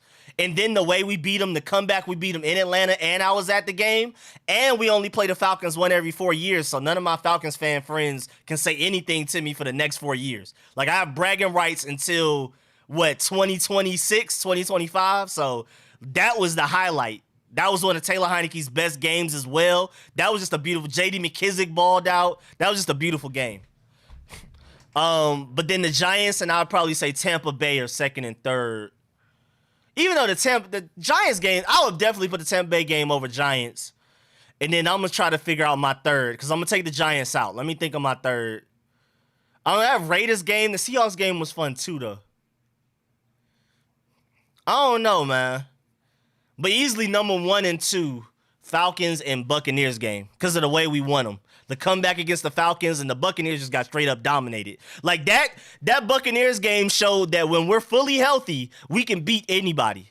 Just imagine if we had a franchise quarterback and a middle linebacker to add to that. You know what I'm saying? That was the game that showed me this team, first of all, believes in Ron Rivera, and if we weren't injured all year, we would be fairly straight. Remember, we only lost to the Chargers because Antonio Gibson, after we had the lead, fumbled the ball within our own 20-yard line. And no, he fumbled it on like the 5-yard line, like the 3-yard line or something. They scored a touchdown. We never regained the lead. Like, it was just so many stupid things that happened. And then injuries came. At first, we were just straight out bad. At first, the Bills game, the Chargers game, we were either just terrible or we were folding. And then after that, it was just injuries. We went on a 4-game win streak, and then injury said, hold on, player. Hold on, player. What y'all got going on with this win streak? Let me go ahead and stop that real quick. Be tough for no reason all you want. Yeah, y'all got that, bro. That I can deal with 20-degree weather toughness. I don't understand. Too much rain. I ain't got nothing to prove to nobody. Y'all consider that 20-degree weather all y'all want, my boy. Unless, like, we're great, like we're in the playoffs, we're Super Bowl bound, we have a franchise quarterback, then you can convince me to sit in 20-degree weather. Other than that, nah. I'm not about to be out there 3-5, 20-degree weather just cause, like, that's dead. I'd say take quarterback, go free safety, then linebacker, then O-line depth. Oh, yeah, for sure. That's literally my strategy. That's literally my mock draft. Like, literally a mock draft I just put out earlier this week is literally that. With a receiver. FedEx is nowhere near as bad as people say. Never had a bad experience. Yeah, again, I've just been hearing on the internet. I haven't experienced it myself. When I used to go when I was little, I don't remember it being that bad. Derek Carr, Aaron Rodgers, or Russell Wilson, who are you taking in free agency if it's up to you? Me personally, if I had to rank them, Aaron Rodgers, Russell Wilson, and Derek Carr, even though I think Derek Carr is a sleeper. And I know people are saying that Aaron Rodgers has less years left than Russell Wilson, but I just go ahead and take Aaron Rodgers, bro. But again, I doubt we're gonna get him. I feel like the Green Bay Packers, cap space is a myth, so they're gonna find a way to pay Devontae Adams and Aaron Rodgers if they want to. So I'm not even hurting myself. I feel like Russell Wilson is the guy out of all 3 of those guys that we're most likely to get. So that's probably why he's one of the reasons I prefer him. Jake Fromm almost threw a dot. I'm surprised. That man is bad. The food is nasty. FedEx is probably nasty at any other stadium, too. I don't buy food at stadiums. It's too expensive. That's like buying food at Six Flags and at Disney World. You ain't going to catch me. That's the airport food. That's why I ain't to that point in life yet where I could just buy airport food and stadium food like that. Unless they got a special deal, it ain't me. When 8 grown men put half of their bodies on a railing, it could fall. Yeah, I thought that was silly too for them to blame the stadium. I mean, of course, the stadium has a lot of things wrong with it I've been seeing on the internet, but that was definitely, I mean, that pile of people pushing up against any railing is going to fall. I think it was more so the security's fault for allowing that to happen. FedEx is worst stadium out of the league. People are clowning FedEx, but they aren't allowed to lay on the railing. I live a minute away from FedEx Field. I used to literally live like 5 minutes away in Mitchellville. Like I was chilling. Oh, Grossi raid? Hey, I appreciate it. Hey, I appreciate y'all pulling up, man. We just talking football, anime, video games, all of that cooling, man. Appreciate y'all. Dang, y'all dominated the chat. I don't even know what was being said at first. Appreciate that, Grossi. Appreciate that. All the subscriptions, man. And we got a party. Appreciate that. Appreciate everybody that pulled up from Grossi. Appreciate y'all. Yeah, all the comments I was reading is gone. Y'all just completely put them at the top of the list. But yeah, man, I appreciate everybody that pulled up, subscribing, all of that. Really appreciate y'all, man. Boy, they are deep in here, bro. Oh, my Lord. I thought rating was only a Twitch thing. But they done took over the stream. It's more of them than us now. Appreciate y'all pulling up, though, man. Boy, they done pulled up. Boy, they done rated. They done rated big time. Appreciate that, Tom Grossi. Appreciate that big time. I got my money on y'all. What's good, everybody? Appreciate y'all pulling up. Shouts out to the Packers, man. When I went to the Packers-Falcons game, that was like 5 years ago, I think. I went to a Packers-Falcons game. I was rooting for the Packers. Just out of default. Just by default, because I hate the Falcons with all my heart, so... Shouts out to the Packers, man. Like I said, I think cap space is a myth, and they're going to find a way to pay Aaron Rodgers and Devontae Adams all the money that they want. I already saw something about Aaron Rodgers said that the relationship has been fixed between him and the Packers, so I'm pretty sure the Packers are going to find a way to get Devontae Adams and Aaron Rodgers. They're going to keep both of them. Appreciate y'all pulling up, man. Leave a like on the way out, please. How are you going to keep up? Bro, I don't know, bro. I was reading comments, I was answering questions, and then they came in and dominated. I appreciate it, though. I'll definitely take it. I appreciate y'all pulling up with the raid. That was fun. Liked and sub. Appreciate that, man. Thank you. I mean, like, again, I was rooting for y'all. Even though it sucked because I was sitting behind somebody with a cheese head, and so I could only see, like, half the field, which kind of sucked when I went. But I still had fun now. I had on my burgundy and gold jersey and was rooting against the Falcons, which by default made me root for the Packers. They rated a long time ago. You just missed it. Okay, but that was fun though. Appreciate y'all. Let me try to scroll back up to the comments. I was trying to reply because it looked like it was a lot of. Oh, never mind. It's too many comments. I tried to. If you had a question and I didn't answer it, put it back in here. Because I missed a lot of it. I was trying to answer everybody's questions and then they just came through and bulldozed the comment section. I appreciate it though. Appreciate everybody that pulled up, left a like, and subscribe. Really, really appreciate that. Why does my stream link keep crashing? I keep having to refresh it.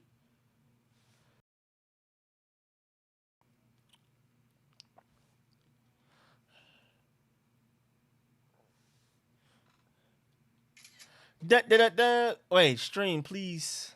I don't want to miss the entire game. But straight bulldoze. Antonio Gibson fumble again. Was taking the 58th pick. He has over 60 tackles, 18 for loss. While our number one pick is watching David Mayo. I know, I got to pin that. That's hilarious. Can't the Packers just go turn up salary cap off and franchise settings? Bro, I swear good teams do it. And find a way. To the rest of your stream. Appreciate that. Appreciate y'all for pulling up, man. Got to do the air horns. Look at Jonathan. Jonathan Williams is a slight gem, man. I like the way Jonathan Williams has been running these past few weeks. I heard Devonta Adams wants to reunite with Derek Carr. Is that true? That's a thing? I haven't heard about that.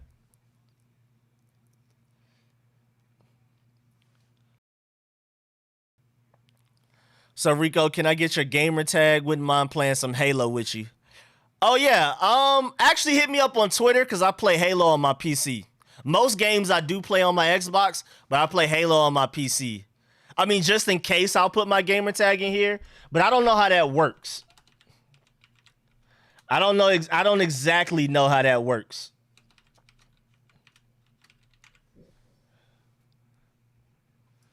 Did I spell my gamer tag right? I think that's how it is, right? What are your PC specs? I know I have a 3070, I believe. I think I had the 3070. 64 RAM, I believe. I forgot, man. It was so long ago and my memory's bad. So, Rico, what games you play on Xbox? I've been playing Smite. I love Hunt. Hunt's my favorite game to play on Xbox. And I occasionally, I'm on and off with Art. But mostly, like, when I'm on my PC, it's Halo. When I'm on my Xbox, I'm playing Smite or Hunt for the most part. But I play a lot of stuff, though.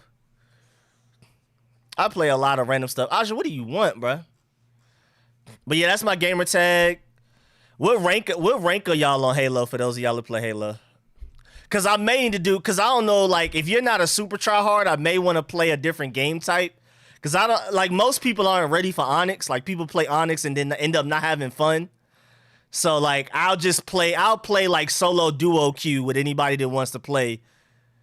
Cause I won't do my normal matchmaking cause that Onyx, everybody isn't ready for Onyx.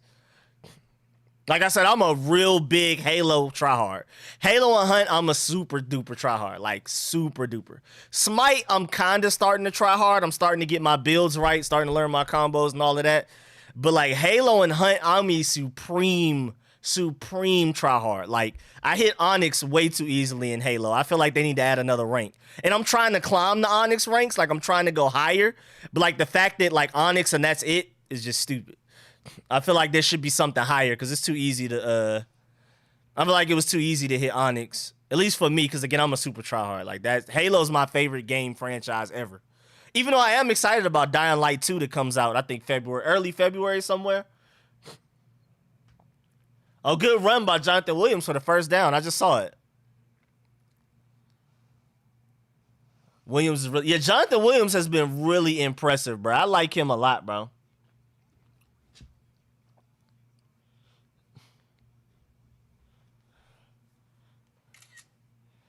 Jared Patterson and Jonathan Williams have they have me excited about our future, bro. I'm really excited about both of those guys.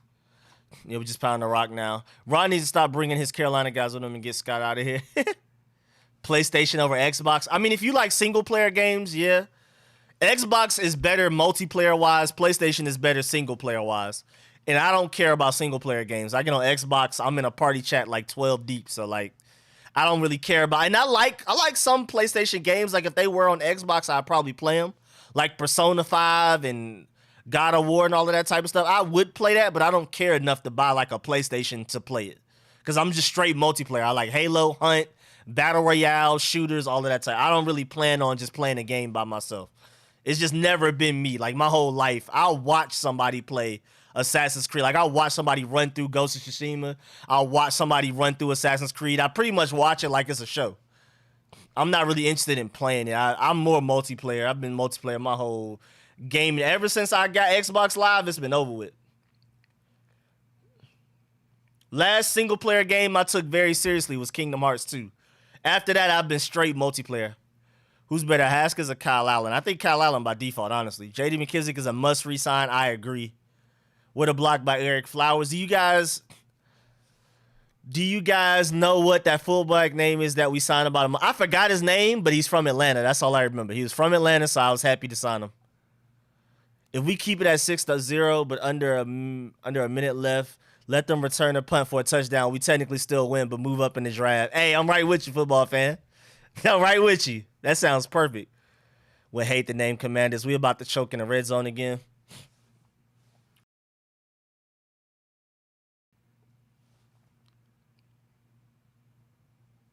All right, come on. Let's see what that leg looking like, Joey Sly. Oh, we punted it? Oh, why we punt it? I would have preferred to see what Joey Sly was looking like.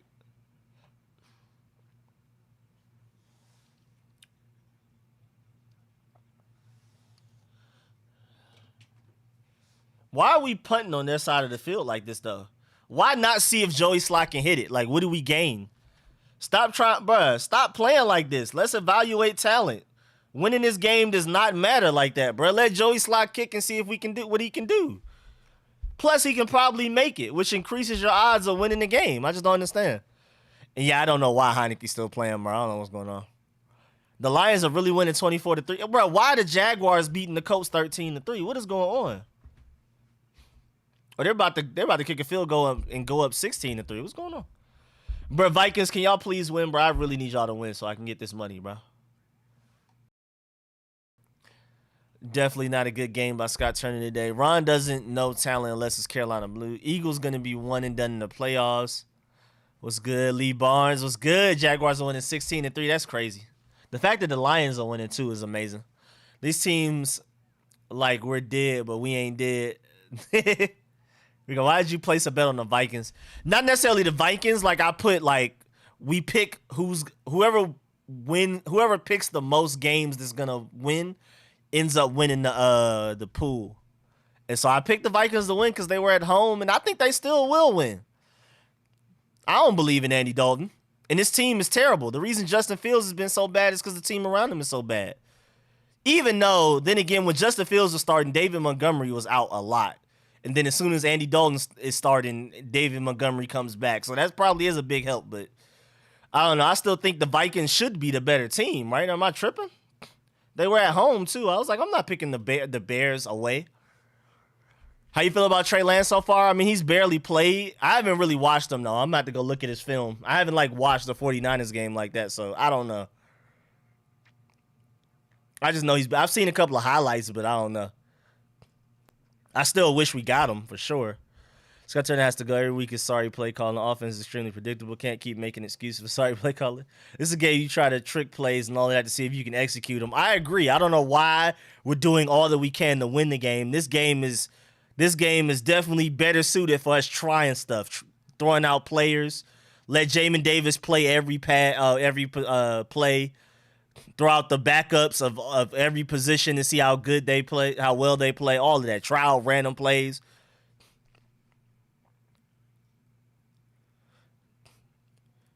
I'm not a big Mitchell Trubisky fan, but I can see the logic. You get Mitchell Trubisky and then you draft a quarterback. I can see the logic there, but I'm not a huge Trubisky fan, me personally. Like, I mean, like, I've been consistent. Like, I didn't like Marcus Mariota coming out of the draft. I still don't really like him. I didn't like Mitchell Trubisky coming out of the draft. I still don't really like him. I didn't like Jameis Winston coming out of the draft. I still don't really like him.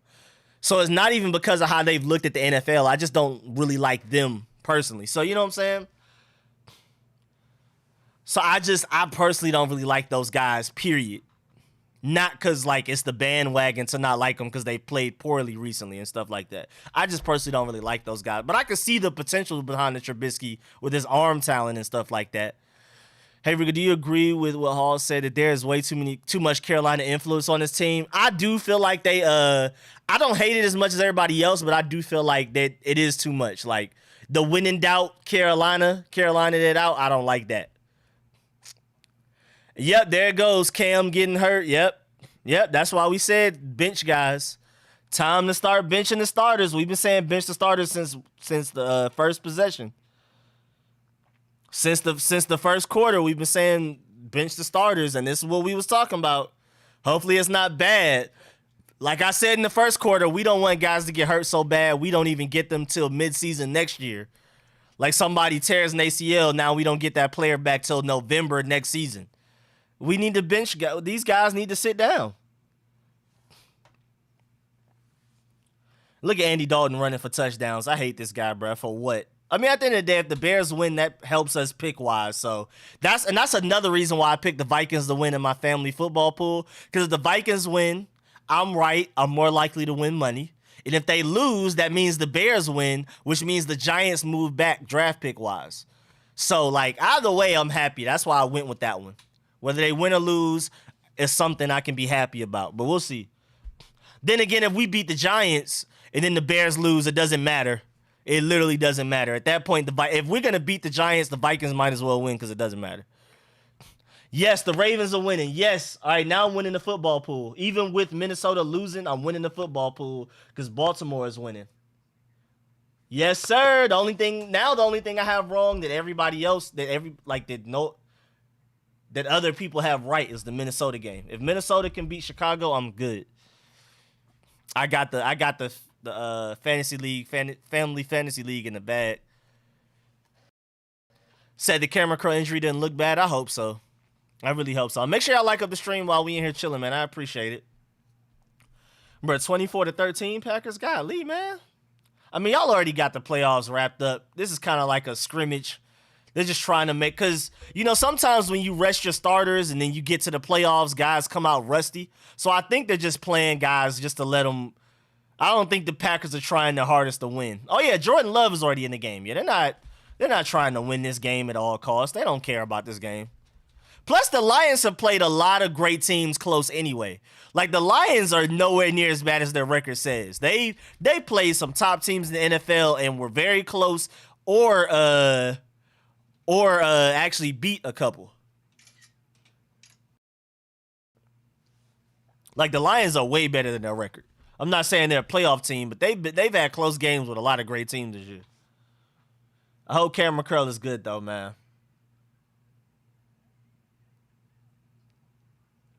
Come on, Browns. I need this, bro. Don't allow the Bengals to do this, bro. The Bengals don't even have their starters out there, bro. What was Barkley doing on that play? And then somehow he found a way to get all those yards. Lord have mercy. Lions over us. Y'all remember when the Giants had Sahorn return a kickoff in preseason and tore an ACL? Lord have mercy. Cam got carted off. Wait, it's 4th and goal for the Bears? Wait, they didn't get that touchdown? Thank goodness. I hope we trade for Rodgers, then he convinces Adams to come too. That would be crazy. Cameron Curl carted off. Thanks. I said in the first quarter, don't play these starters. Yep, nice. Nice job. And now they about to score a touchdown because we're about to sit our starters. We may still end up winning this game. Oh, pick six. Never mind.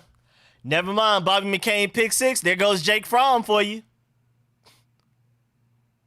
Now, the sad part about that is that Bobby McCain's probably going to ask for more money now in his next contract.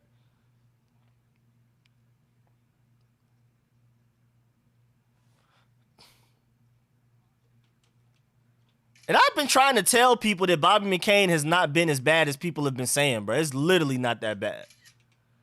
Bobby McCain has not been that bad, bro. No longer mad at re-sign, just no longer than 3 years. Give me Daxton Hill. I mean, that pick six does not change me wanting Marcus Williams. That pick six does not change me wanting Marcus Williams to come here at all costs at all. That doesn't change that at all. But I still think Bobby McCain is nowhere near as bad as a lot of people hype him up to be. But there goes Jake Fromm right there. There's y'all boy. That's somebody, boy. I ain't never seen that man before in my life.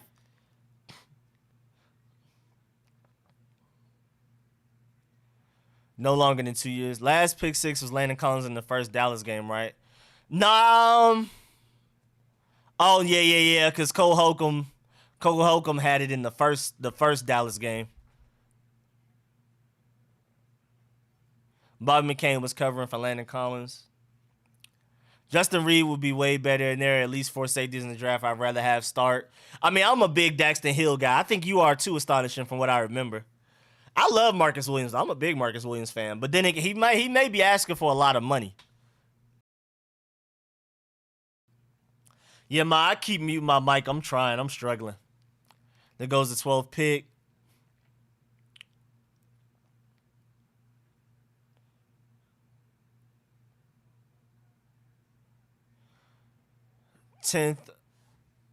Tenth overall pick. Here we come. Rico, remember, look at Verone McKinley. Let me write that down.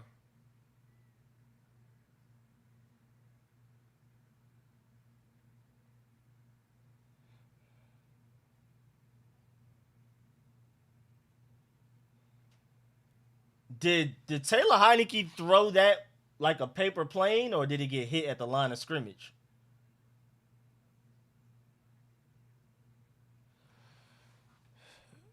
I'm I'm tripping. It was Cole Holcomb, not Colin. It's been so long. We've had something good. Yeah, I was about to say Cole Holcomb had the pick six against Dallas the first game. I'm the biggest Kyle Hamilton fan. Then Hill, then Nick Cross from Maryland, and Jordan Battle. Okay. I mean, yeah, Kyle Hamilton. Like I said, it's either quarterback or Kyle Hamilton for me. I don't feel like anybody else is worthy of a top 10 first round pick out of them. To me, I'm Kyle Hamilton a quarterback. Otherwise, trade back for me, please. Wait, so the Bears didn't score at all? No field goal, no nothing. Ooh, I'm happy.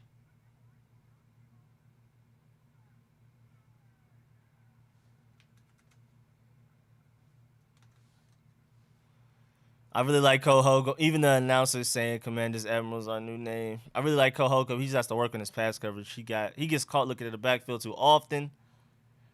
There's definitely some things to still nitpick with Cole Holcomb, but he had a great year this year. He was holding it down. I'm a Notre Dame fan, so Kyle Hamilton, my boy. Oh yeah, we already know that. The worst offensive coordinator in the league is Scott. Best on offense. Why would we go for two? We suck at execution. McCain is okay, but he did good this year, in my opinion. He was top 7 in lowest passer rating for about 4 weeks. Oh, and he got sacked on fourth down. Let's go Vikings. I need y'all to win this game, please.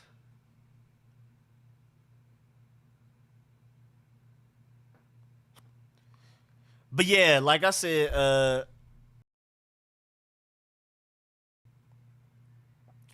I think Bobby McCain is not as bad as a lot of people say he is, especially on Twitter. But at the same time, I definitely still feel like we need to go at the very least free agency or draft, maybe even both. I like Bobby McCain as depth in like certain packages like nickel and dime, but I don't want him out there like as our starting safety when we're just running a normal 4-3 defense, Cameron Curl and Bobby McCain. You know what I'm saying? Like I do not want Bobby McCain out there only with Cameron Curl. I want him out there playing cover 3. You know what I'm saying? Not cover 1 or cover 2.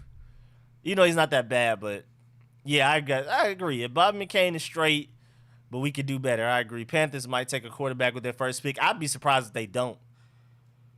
Consistent Cardinals, Hill, Dallas. Look at San Francisco. I feel like Kohoka might make the Pro Bowl next year with his speedy development. That's a good point. Maybe so.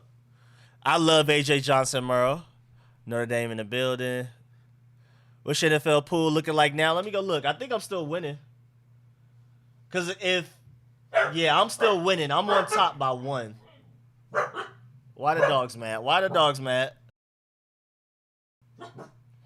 As long as if Minnesota starts to beat Chicago, Cleveland continues to beat Cincinnati, and Baltimore continues to beat Pittsburgh, I'm good. I just need Baltimore. I need Baltimore, Cleveland, and Minnesota to win, and I'm straight. And maybe I need the Chargers to beat the Raiders, maybe. But it may not even matter by the time we get to that point with all my other stuff. We need to lose. Judah, I'm with you, bro. Curl can walk, so it ain't that bad. Good. Carolina expected to sign Jay Gruden as offensive coordinator. That's interesting. Interesting. There's going to be all kinds of first-round talent that gets pushed in the second from all of this crazy edge depth. If we could get 2 extra seconds, we could do something crazy in the second. I agree. That's what I'm saying. If it's not Kyle Hamilton, a quarterback, trade back and try to get as many second, third round picks as you can. Because this is going to be a really deep draft. I completely agree.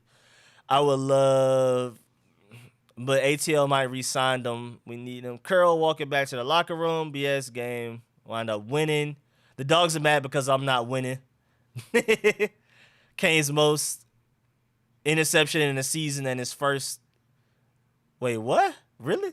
I hope the Panthers have a strong draft so we can pick up all of their good rejects. I'm thinking long-term, football fan. Thinking long-term. Holcomb played like a top linebacker this year. Nah, Cole Holcomb balled out this year. Now, winning this game does kind of suck, I ain't gonna lie, but it's whatever. The furthest back pick we're gonna have is 12, and like I said, if they really, really, really, really want to get a quarterback, they're gonna trade up anyway. Agree with football fan on this bit. Check out Foy Rico, Falcons linebacker. All right, but I'll have to peep him because I don't know who that is, to be honest with you.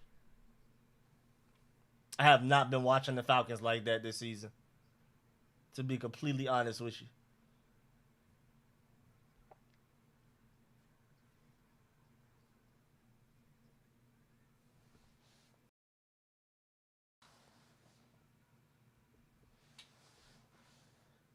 me make sure I copy and paste that. My throat already hurts. I might not be able to do the post game. I don't know why. I guess because I'm talking more than I'm used to now. Like normally we be watching the game, I don't talk as much, but I'm barely watching the game and all I'm doing is talking. So I may need to. Ow, yeah, my throat hurts. I might not make it to the post game. Have you watched Sam Howell film? I watched a little. I haven't watched a lot. I want to take a QB, but if we win or lose, we'd be in good position to get QB out of the way. Not too many teams that need QB this year. It's like there are, but they're behind us. Like Cleveland's probably going to... Let's go back to Tankathon. Cleveland's probably going to go quarterback. Falcons probably will. Denver probably will. Pittsburgh probably will. Saints probably will. But luckily, the only team right now in front of us that need quarterback are, first of all, the Giants. But it's reported that they're going to keep Daniel Jones for another year. So technically, they don't count. And then Carolina, that's it. Everybody else is behind us. Right now, at least, while we have the 9th pick. I don't know what's going to happen if we beat the Giants. There may end up being more than one team in front of us that need quarterback. But as of right now, Carolina is the only team that needs quarterback that's very likely to get quarterback. So we may be second in line to get a quarterback in the draft with the 9th pick. Now, again, if we beat the Giants, we may move back to 12. Then you got to worry about Denver, Atlanta, Minnesota, Cleveland, whoever's in front of us. But other than that, I mean, we should be straight. It's not too bad. No, it might sound the same, but Nakobe Dean might end up in a second like JOK. That's a good point. Nakobe Dean is a little undersized. Granted, JOK had a little bit of injury concern coming out, and I feel like that's why he slid a little bit further. But I agree, astonishing. Nakobe Dean may not go in the first because he is a pure will linebacker. You do not pick up Nakobe Dean and put him in Mike linebacker. And now, haven't you watched... Yeah, I watched a little bit of film on Sam Howell, but not as much as the other guys because I just don't like him as much. Maybe when I watch more film on him, I'll like him more, but I don't like Sam Howell a lot like that. Would you be willing to trade Chase Young for Deshaun Watson? I mean, technically that would result in more wins, but I don't think Deshaun Watson situation is going to be cleared up. Bruh, Cincinnati, stop kicking field goals, bruh. Y'all are resting y'all starters. Give up, bruh. Let the Browns win. I think Carolina going to take Kenny Pickett. I could definitely see that. The only former Panther I would be happy to pick it up would be Luke Kuechly in a coaching capacity. Texas staying with Mills. Yeah, I think the Texans are staying as well. I literally think Carolina's the only team currently in front of us that's going to definitely, like, more than likely take quarterback. But again, it looks like we're about to beat the Giants, so we're about to have more teams in front of us in the draft for sure. Like, I think Denver and Atlanta... Maybe even Minnesota may end up in front of us. So now we may go from second in line for quarterback to 5th, but we'll see. Again, at the end of the day, I think we'll trade up if we really want one. Yeah, I think the quarterback class next year is going to be crazy as well. I can see Malik Willis' stock going up after the combine. Yep, that's the same thing I've been saying. I think Malik Willis after the combine and the pro day, with the scripted throws they have, is going to be crazy. Once he shows people his accuracy, his arm strength, his mobility, his ability to throw on the run, it's about to be crazy. Again, Malik Willis's worst trait is decision making. So in a pro day setting where everything is scripted, he's gonna ace that. Like he's gonna kill his pro day. Like it's gonna be ridiculous. Yep, similar to Trey Lance. Well, for me, Trey Lance was less decision-making, more accuracy. Malik Willis is more decision-making and less accuracy for me as far as the worry about. Like, I feel like Malik Willis's touch is better than Trey Lance's, but I feel like Trey Lance's decision-making was easily better than Malik Willis's. And I feel like they're close in arm strength, and I feel like Malik Willis is definitely more mobile. So I like Malik Willis more than I like Trey Lance, but we'll see. I mean, I love them both. I wish we had Trey Lance right now. Staying with Mills. They aren't taking QB there. They're going to take edge rusher or Stingley. Yeah, Houston's definitely staying with Mills. He definitely played well enough. QB class next year is 5, but we won't be bad enough to get Bryce Young or CJ Stroud. That's a good point. We're never going to be bad enough to pick top 5. Like, our team is too talented for that. Again, unless injuries hit us the way they did this year, starting week 1, we're not going to have a high enough draft pick to get CJ Stroud or Bryce Young. Don't trust this team picking franchise quarterback. Will Butler, true. We need all we could get with what we have. Washington doesn't have much to trade to get a better draft spot. That's a good point. I would prefer a higher draft pick. I think beating the Giants is kind of pointless right now, but it's whatever. I know it might not matter down there in ATL, but in the 2023 draft, we got the hometown hero DC native Caleb Williams coming out, and I'd be willing to go full RG3 trade to get him.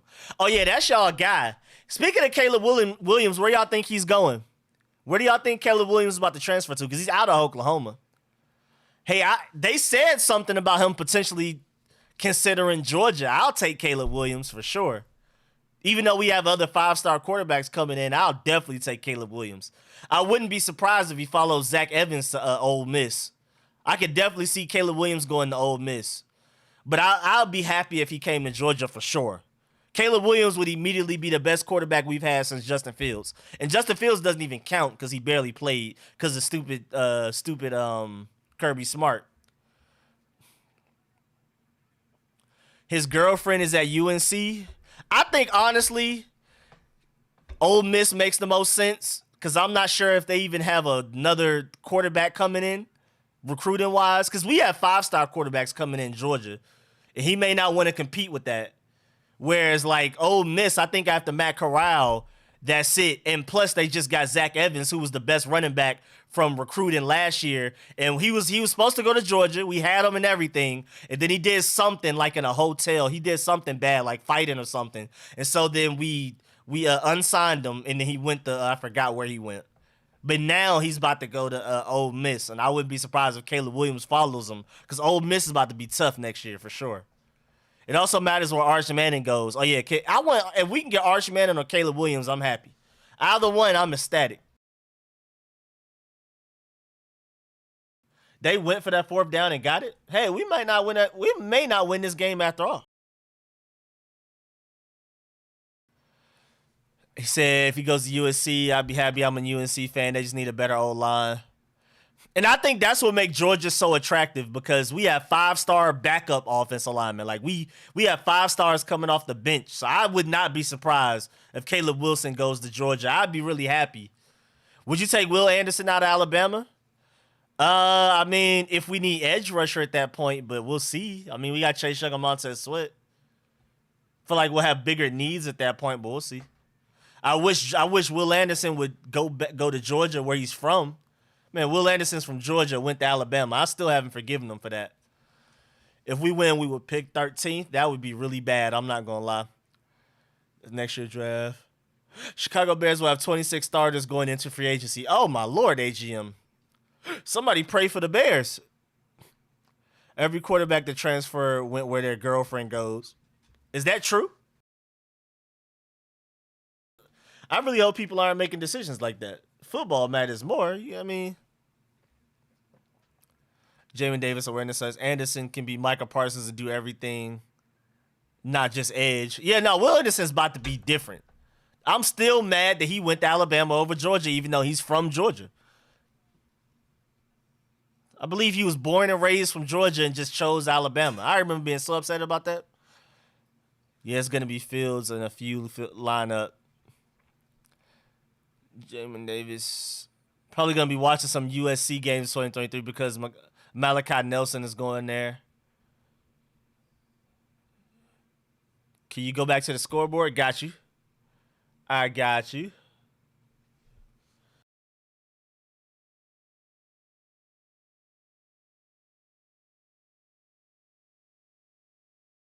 Bro, I ain't gonna lie, Washington. Can y'all please just let them win, bro? Just let them have it, bro. Like, golly, bro. Sit the starters, bro. Golly, let them have it. Kendall Fuller is overrated. Too much rotation in Georgia's defense. He wanted on that field. Yeah, I see that. Yeah, he wanted to be a star player. I mean, we let what's-his-face be a star player until he had the domestic violence sexual assault case or whatever. So there is, I mean, if you're great enough, Georgia will let you play a lot. But, you know, he chose Alabama. I'm not mad. I can see the logic still. But, like, again, Georgia will let guys play and get starter-level minutes if you're that great. Yes, Cleveland. Yes, thank you. Ooh, boy, Jake Fromm is terrible. Lord have mercy. What was that?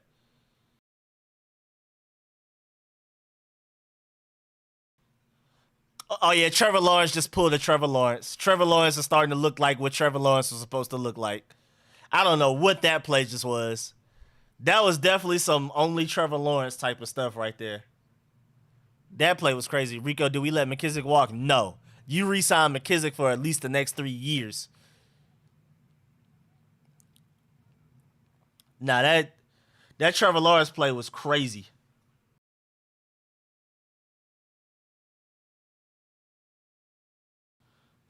You know, this is literally tank bowl. I don't think the Giants want to win. I know a lot of our fan base doesn't want to win. It's just an ugly game, bro. Can't tell which is. Oh no, Trevor Lawrence balled out. Trevor Lawrence just like did a play that like only Trevor Lawrence could do, like the Trevor Lawrence we expected to see when he first got drafted. I mean, again, the Jaguars are just a terrible situation to go. He said, "Why are the commentators so happy?" I haven't seen it yet. I'm still looking at the 2022 draft order. I haven't seen what y'all have seen yet. Bro, if we can land Kyron Williams in the 4th, though, JD could go. Jake Fromm, MVP, no cap. Let's tank now. Yep, there we go. All right, so Giants about to have 7 points. See what they do with the rest of it.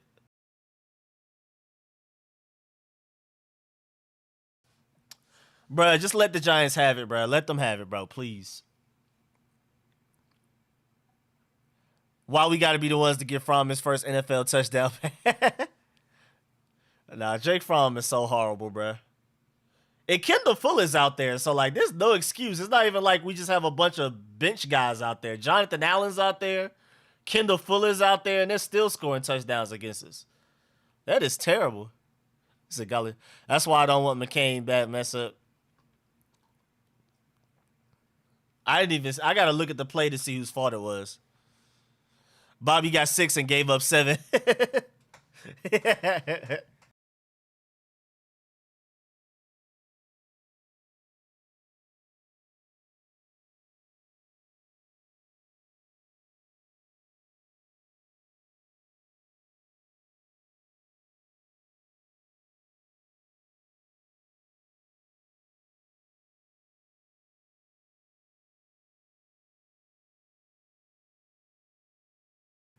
That was Reeves that allowed it. He did that on purpose to help draft position. Man, I wish they let Aqib Talib be 100% himself as a broadcaster, because if they did, he would be my favorite one. They let just Aqib Talib be 100% himself. He'd be my favorite commentator by far. It wouldn't even be close. I wish Marshawn Lynch would get a job as a commentator, but he never would, though. But we get my boy Aqib Talib. Let him get right. How can anyone root from after what he said about black quarterbacks and Justin Fields, bro? Exactly. That's what I'm saying. He's not my boy. He's the reason. He's most of the reason we lost twice to Alabama these past few years, and he's racist. So like, nah, I hate Jake Fromm. That is not my boy. I'm not claiming him. And bro, Colts, bro, it's not that hard, bro. I know it might sound crazy that I argue against the value of the quarterback class, and at the same time, I'm down to go double running back in the draft for the right guys, Brian Robinson and Kyron Williams. I mean, it's not my strategy, but I see the logic. I remember in your comment when you broke down, when you traded back, got some more draft picks, and you had Brian Robinson, you had Daxton Hill. That was a great draft. That was a great haul. Like, if we address quarterback in free agency and then do what you did, that was beautiful. That would be beautiful. I'm right with you. If we get like Russell Wilson in free agency and then pull off what you pulled off in the draft, beautiful. Caleb Williams to Virginia Tech. I really hope Caleb Williams comes to Georgia, but at the same time, we already have like 2 5-stars coming, Gunnar Stockton and all of them. So that's going to be a little awkward.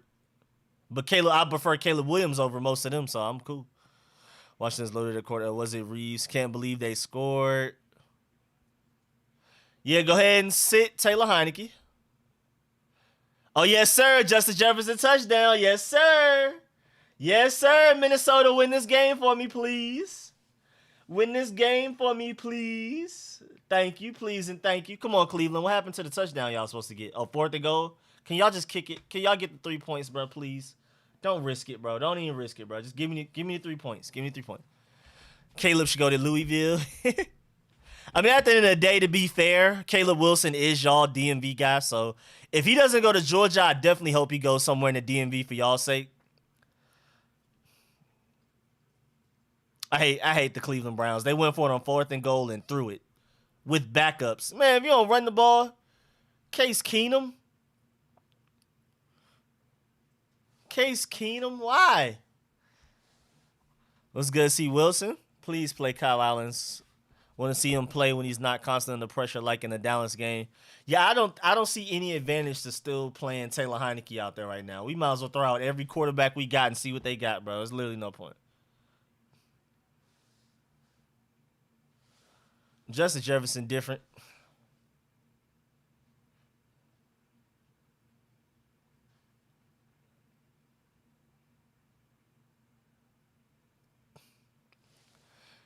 Ron still playing starters. Can we not, bro? Can we not play starters, bro? Dang.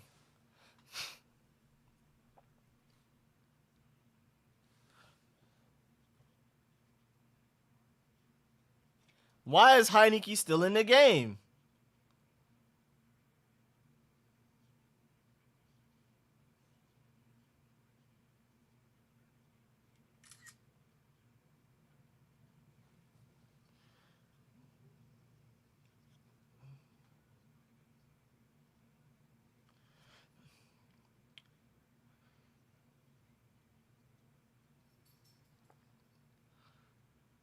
Antonio Gibson trying to get his 1,000. I want to see. Saw the T-Law play. Eddie Jackson is garbage. Is he really?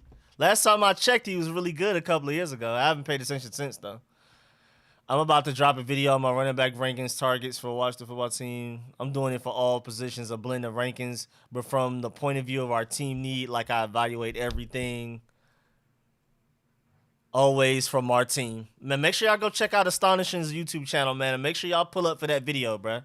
That video sounds like it's about to be great, bro. That's literally a video I'm working on, too. Like a nice little position. I'm trying to do like top 5 positions we needed. Top 5 players we need at each position of need that we have in the draft. I'm literally working on something like that too. Regard you crazy, the man missed tackles left and right. I mean, again, I haven't paid attention to Eddie Jackson since 2 years ago when he was considered like a top safety in the NFL. 2-3 years ago. I don't know. I haven't paid attention since though. Oh, Antonio Gibson has made it to 1,000 yards. Hey, everybody got their 1,000. Everybody got their 1,000. Yes, sir. Everybody got their 1,000. Yes, sir. Yes, sir. Antonio Gibson got his. Terry got his. Let's get it, man. Let's get it, man. I'm happy for him. That was priority number 1.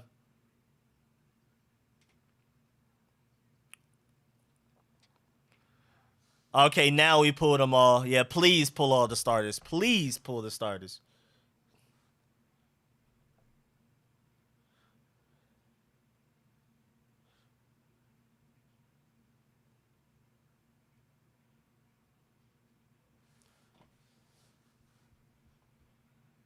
Wait, Detroit Pistons traded for Bowl. That's interesting.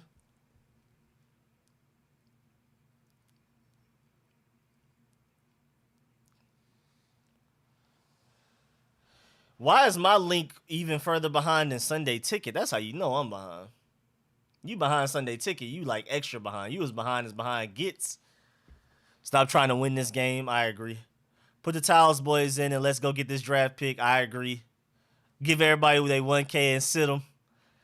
Let's take this L, get our draft stock. Hey, bro, I'm right with y'all on that, bro. This win literally means nothing to me. Absolutely zero.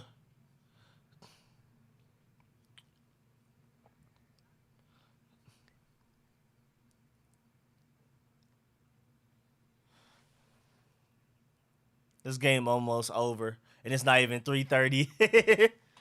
That's when you know a game is bad, bro. Pull all the starters, Ron. You goofy. Payne doesn't deserve to throw the stone. Bobo can play. I've always liked Bobo. I felt like they just never gave him enough minutes in Denver. I feel like if Bobo goes to the right team, he gets enough minutes, he may actually shine. Come on, Minnesota defense. I need you right now, man. Cleveland, block this punt for a touchdown, please.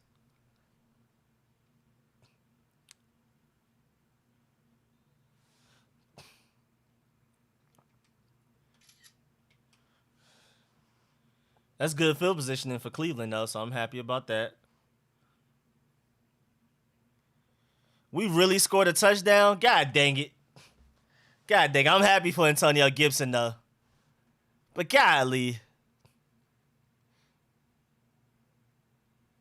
Golly, man. Why? Why, Gibson? Where was this in the Chargers game? Where was this every game that you fumbled? Why didn't you do this then?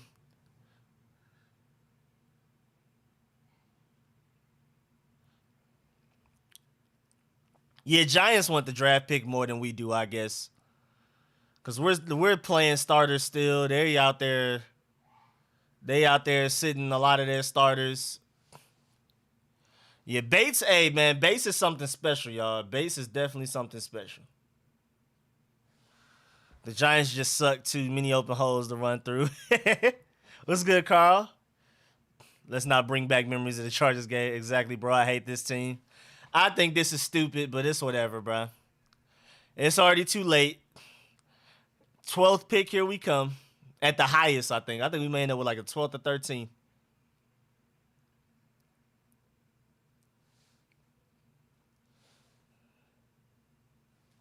Boy, Jacksonville, like, what y'all do to these boys?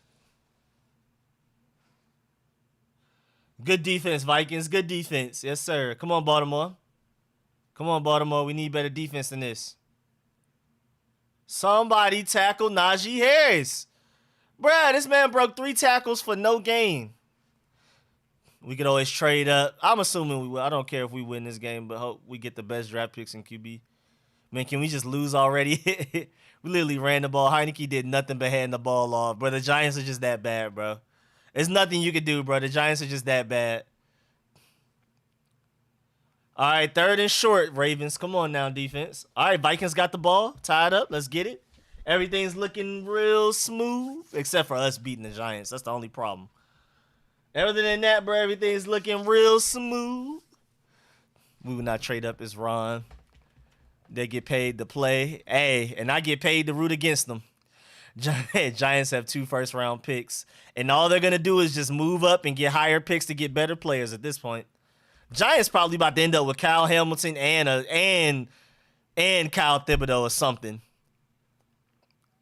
Or the other Michigan edge rusher, or Gabo.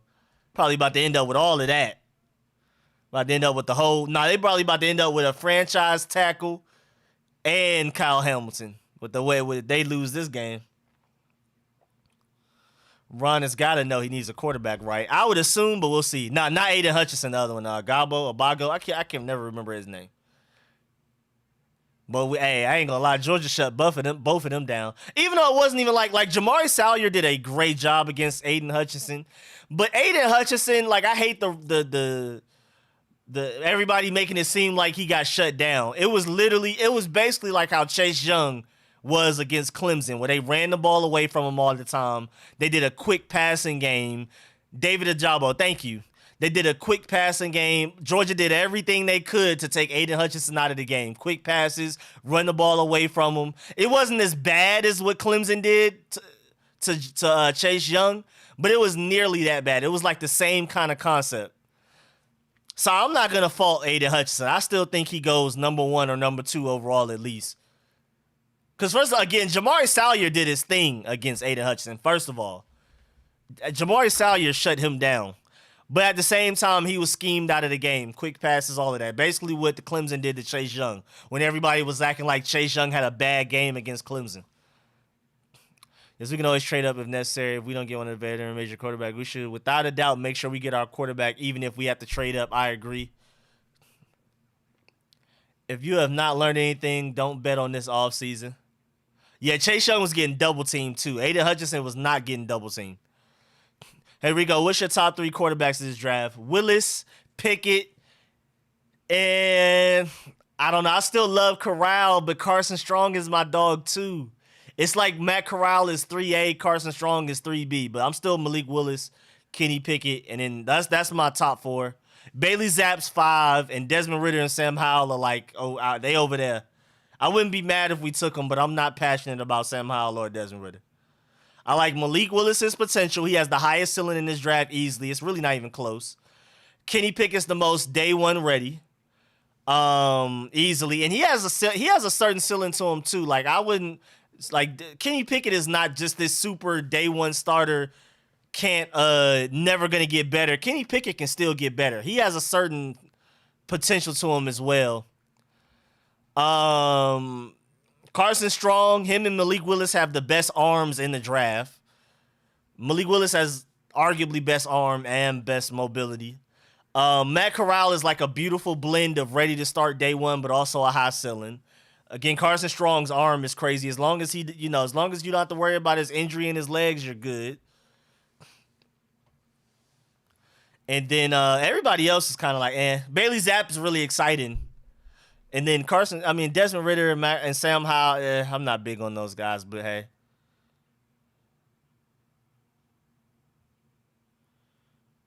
Boy, that man just literally lost the ball. He wasn't even hit. He just lost the ball. Yeah, that fumble did look planned. It was like, let's secure this pick right now. The Giants were like, let's secure this pick right now. That literally looked scripted. That was literally like, let's go ahead and get this draft pick, y'all. Let's go ahead and get this draft pick.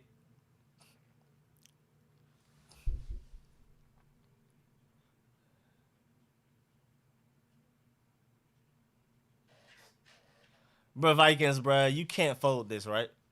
Please don't fold this, Vikings. Win this game, please. Not playing, stop falling into the NFL. But that definitely looked planned. That literally looked like, let's go ahead and secure this draft pick. How did we get the ball back? Jake Fromm's horrible, like we already knew since he's been in Georgia. So if we win and everybody else below us win, do we stay at 9? Nah, we go to like 12 or 13. We about to be picking in the double digits. Davis Mills is hooping though. Carson Strong has quickest release and processes information. I love Carson Strong. Like I said, he's my 3B. Rico, how did you hear? Rico, did you hear how sad the commentators were after that fumble? Absolutely zero excitement. Hey, that don't affect me. I'm trying to lose anyway, so hey, I hope they rooting for the Giants. I'm rooting for the Giants right now. Hey, Rico, do you think we would take O-line? Maybe later in the draft, like after the 3rd or 4th round, maybe, but that's it. Bro, we still have Antonio Gibson out there running his heart out. I'm telling y'all, I think we'll end up with the 13th or 12th. I'm just warning y'all now. It's about to be the 12th or 13th. Hopefully, but I really hope you're right, though, Rich, that they care more about head-to-heads than strength of schedule. But I know at some point they care about strength of schedule. And we have, like, the most difficult strength of schedule out of all of the teams in that certain, like, area. Like, 9 to 14. Pickett and Howell are the only 2 quarterbacks that I would be mad about in the first. What's your top 3 DBs? If we're talking about defensive backs, period, well, because we need free safety. I don't feel like we need corner that bad. So Kyle Hamilton's number 1. Then there's a big gap. There's a huge gap. Kyle Hamilton is a generational talent. So it's Kyle Hamilton, big gap, like huge gap. And then for me, Daxton Hill is my second favorite free safety. And then after that, it's kind of a toss-up. Daxton Hill is easily, like, Daxton Hill would be my safety number 1 if Kyle Hamilton didn't exist. But Kyle Hamilton would be safety number 1 in most drafts. Like, you could argue he'd be above Jamal Adams over Minka Fitzpatrick coming out of the draft. Like, Kyle Hamilton's that different. But I love Daxton Hill. I absolutely love Daxton Hill. Oh, yeah, this game is definitely over with. Thanks. Thanks, Ron Rivera. Thanks. Now you got to give up more trade value to get a quarterback. Thanks. But it's whatever, though. All right, so Klay Thompson in 8:30. I'm not streaming it, but, do you think we getting the wide receiver out of Georgia? George Pickens? I really hope so. 3rd round and beyond, he makes it, then we need to sprint to the podium to get him. Because he's literally the most talented receiver in this draft class. If he would have been healthy this whole year, he would have shown people that he was literally arguably the best receiver in this draft class. At least top 3 receiver. But he's just, people kind of forgot about him. I'm confused with this draft position stuff. Yeah, at this point, I'm not even speculating anymore. I'm just gonna wait till they put out exactly what pick we have because I don't know. I think Howell is right behind Pickett as far as NFL ready, but Howell has more upside because he has a special arm. I could kind of see that. I mean, again, I've already told y'all Malik Willis and Sam Howell had the worst supporting cast out of all of these top draft quarterbacks. Malik Willis and Sam Howell easily had the worst situations around them. Malik Willis had the worst situation around him, and Sam Howell was a close second, and then everybody else had way better receivers, offensive line, all of that around them compared to what Malik Willis and Sam Howell had to deal with.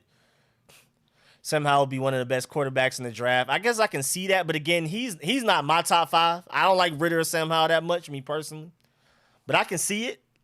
Again, like I've already said, other drafts, taking certain guys, I would be mad.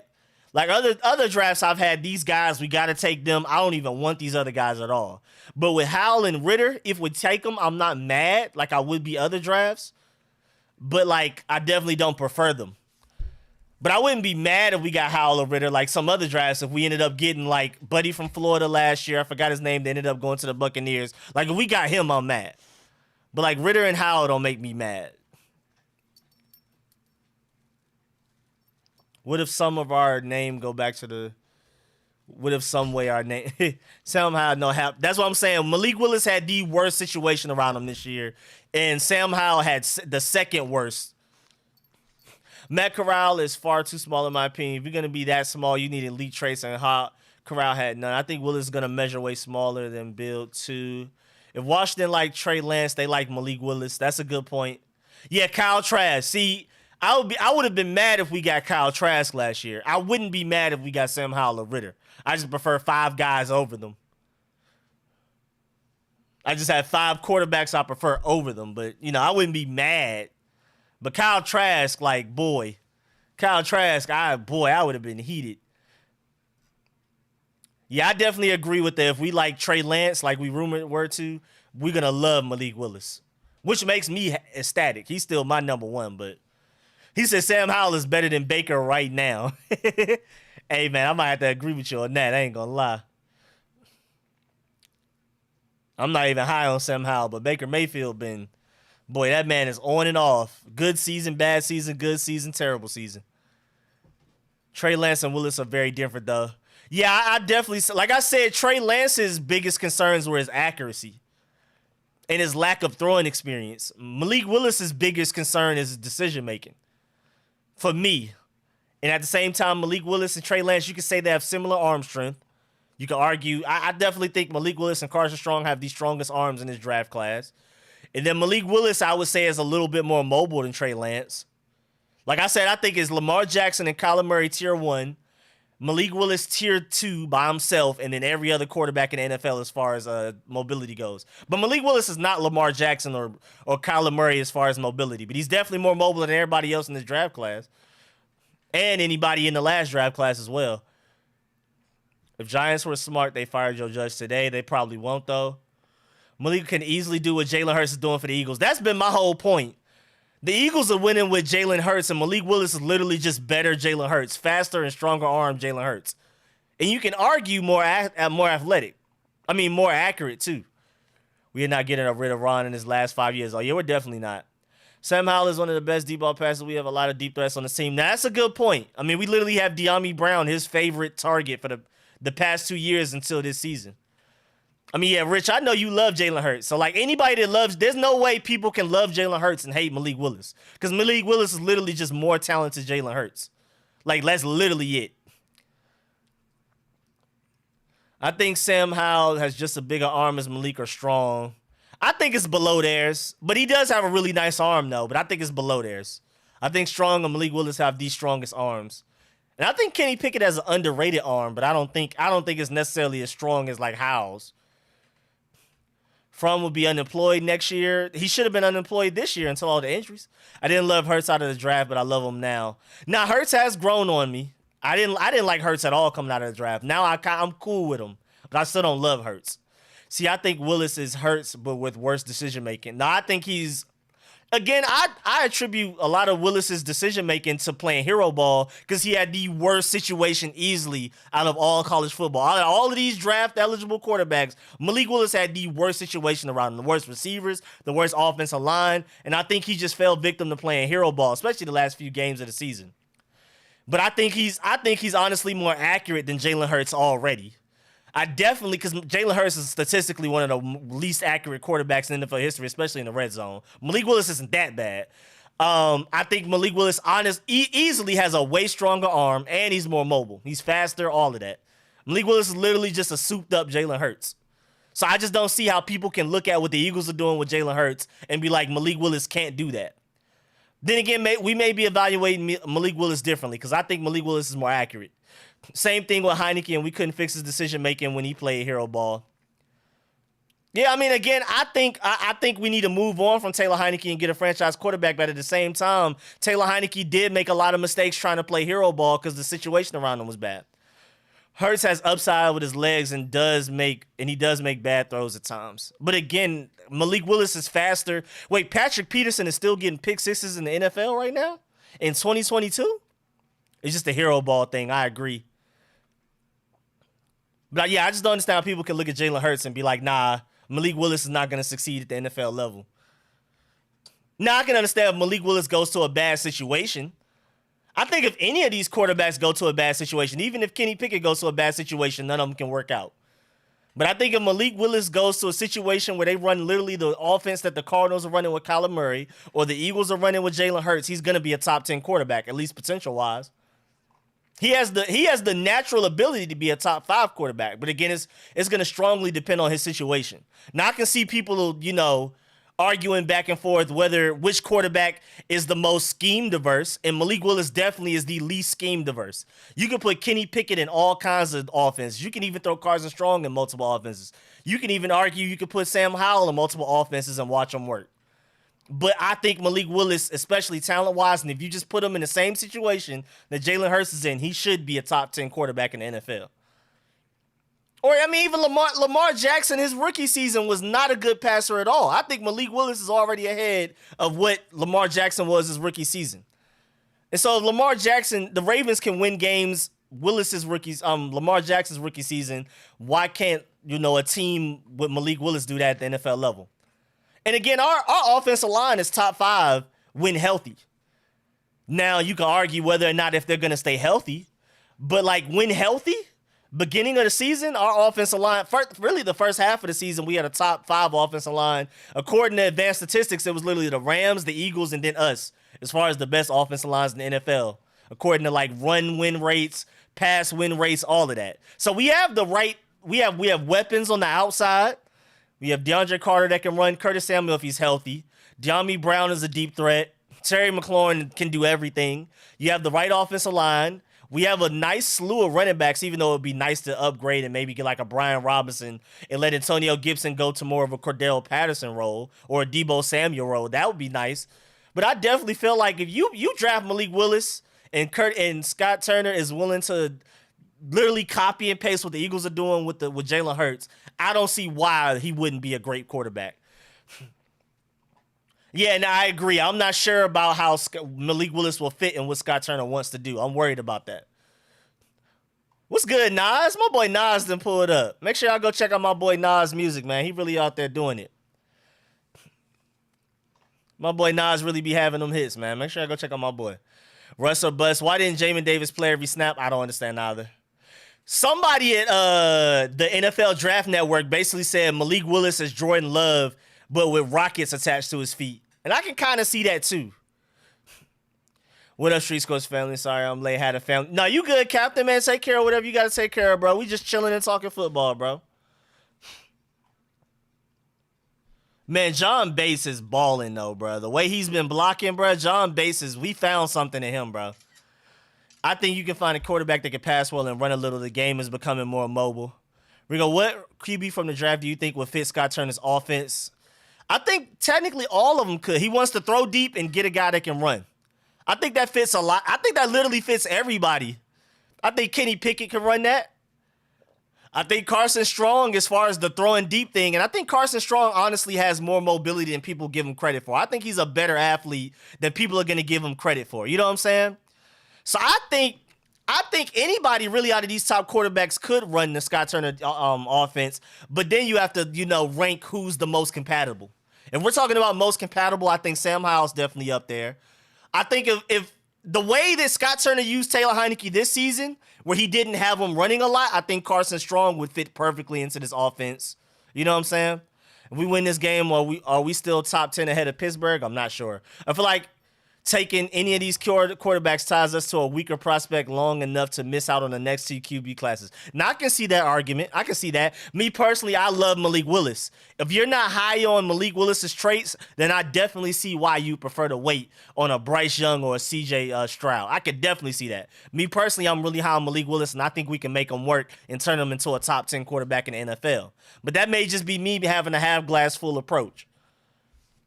But I can see if you don't love Malik Willis, if you're not very high on Kenny Pickett, I can definitely see why you prefer to just wait until the next draft class to get a guy. Because, well, first of all, I don't think we're going to have a high enough draft pick to get either of them anyway. If we do, we'll probably have to do an RG3 trade for it anyway. Because we're not that bad. Again, injuries just hit us like a ton of bricks. But I can see why. Because if you don't believe in Malik Willis's traits, if you don't think you can fix his decision making, if you don't think Kenny Pickett is as good as I do, and like Joe Burrow, I'm not gonna necessarily say he's Joe Burrow, but diet Joe Burrow, that's how I feel about Kenny Pickett. But if you don't believe that, I can see that. Matt Corral looks like he's probably gonna be injury prone at the NFL level because of his size. Carson Strong, who knows with his leg injuries if he's gonna ever work out. Bailey Zapp, level of competition, putting up crazy stats, but who knows? And a slight lack of arm strength. Desmond Ridder, decision making and lack of accuracy. So I can see how if you look at this quarterback class like that, why you prefer to wait till next year. But again, I believe in Malik Willis's potential. And I think Kenny Pickett is going to be great. And I think if Carson Strong goes to the right situation, he's going to ball out as well. I feel like Grayson McCall is going to boost himself into the Pickett's area, and he's perfect fit for Turner's offense. Joe Burrow has a way better arm and way better in college. I would say Joe Burrow is more accurate, but I think Kenny Pickett honestly has a little bit more arm strength. Now, the one thing that separates Joe Burrow from not only Kenny Pickett, but literally anybody that's been drafted since Joe Burrow is pocket awareness. Joe Burrow's pocket awareness was like the best we've seen from a quarterback coming out of the draft, you could argue, ever. And Kenny Pickett has good pocket awareness, but it's not Joe Burrow. I think that's the biggest thing that separates them to me. Joe Burrow's pocket awareness and pocket presence coming out of the draft was crazy. It was like the most elite you can see from a guy coming out of college. All right, well, we got the win. It looks like the Minnesota Vikings are going to win their game. That's good for me. I need the Ravens to win their game. I need Cleveland Browns to hold on to win theirs. And I'm sure I'm going to be good. I should be straight for the football pool. Apke can walk back to Ashburn. Everybody mad at Apke right now. I ain't even see it. Also, Rico, check out Tanner McKee from Stanford. All right. Joe Burrow had ridiculous weapons of protection. Exactly, too. That was an all-time great team. So I don't want to knock Kenny Pickett for not putting up Joe Burrow's stats because Joe Burrow's team was crazy. Yet I agree. Joe Burrow and Kenny Pickett arm are almost identical, and LSU was just crazy stacked. If you put Pickett on LSU team, he would have balled out, too. I agree. Joe Burrow has yep, I agree. I'll take a win all day long. Me personally, I prefer the draft pick, but it's whatever. Let me refresh the Tankathon and see what's going on. See what this Tankathon is talking about. And Rich said, let me check out somebody else. So let me try to find that. Nah, I didn't think Joe Burrow had a way. Joe Burrow's arm isn't that crazy strong. I think Kenny Pickett is right up there with him, if anything, slightly more strong. But at the same time, I think I think Joe Burrow was definitely more accurate coming out, and I definitely think his pocket presence was better. All right, right now, Tankathon hasn't updated yet, but we'll see. I'll definitely let y'all know as soon as I find out. Amon St. Brown balling. What happened to Equinemius St. Brown, his brother?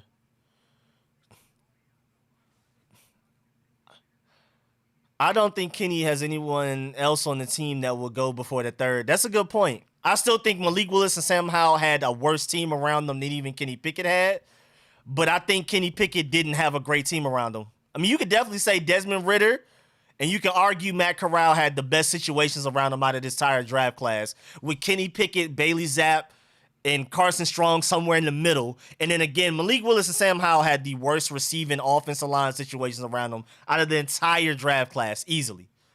Still a Packer. How do they test arm strength at the combine? Swept the Giants, not anything to take pride in. Did we have a losing season last year? Yeah, we did. We went to the playoffs with a losing record.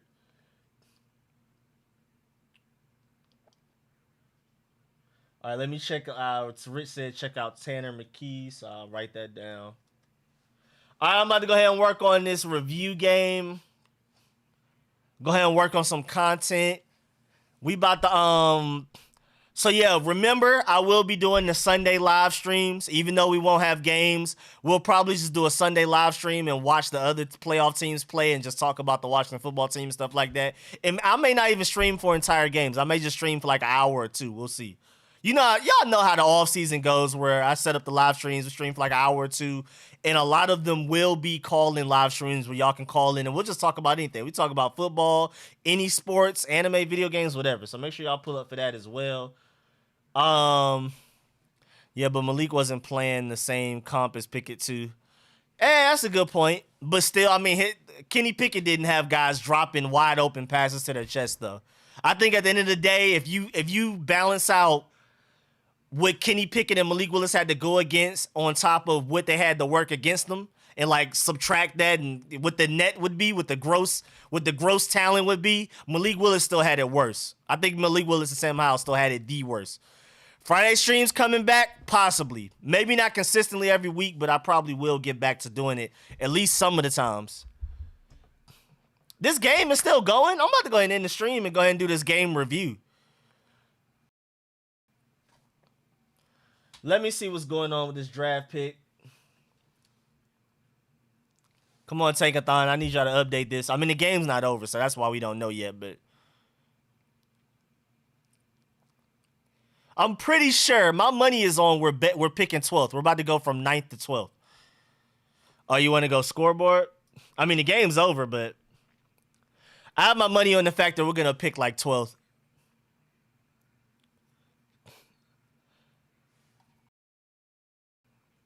But yeah, I think my throat hurts a little too much to do the post-game live stream. So I'm definitely, at the very latest, I'm going to have a live stream Sunday. But I may do something during the week for us to review the season. But just not tonight. I'm going to go ahead and do this game review / season review. Nah, Rico, I think I'm telling you, I think we'll end up being 12. But we'll see, though. I think we're 12. My money is on 12. Not trying to make an RG3 trade this draft. I'm not either. Right? That's why I'm sad. I didn't want to win this game because now, you know, I don't think it's going to be RG3 level, but I know we're going to have to trade something to get a quarterback probably. I'm not trying to make RG. Both Cleveland and Minnesota are going to win, so we're probably going to be at 11 the highest. That's what I'm thinking. I think we're going to be 12. I think we're going to be 12. And I'm glad Davis Mills is balling out so the Texans aren't worried about quarterback either.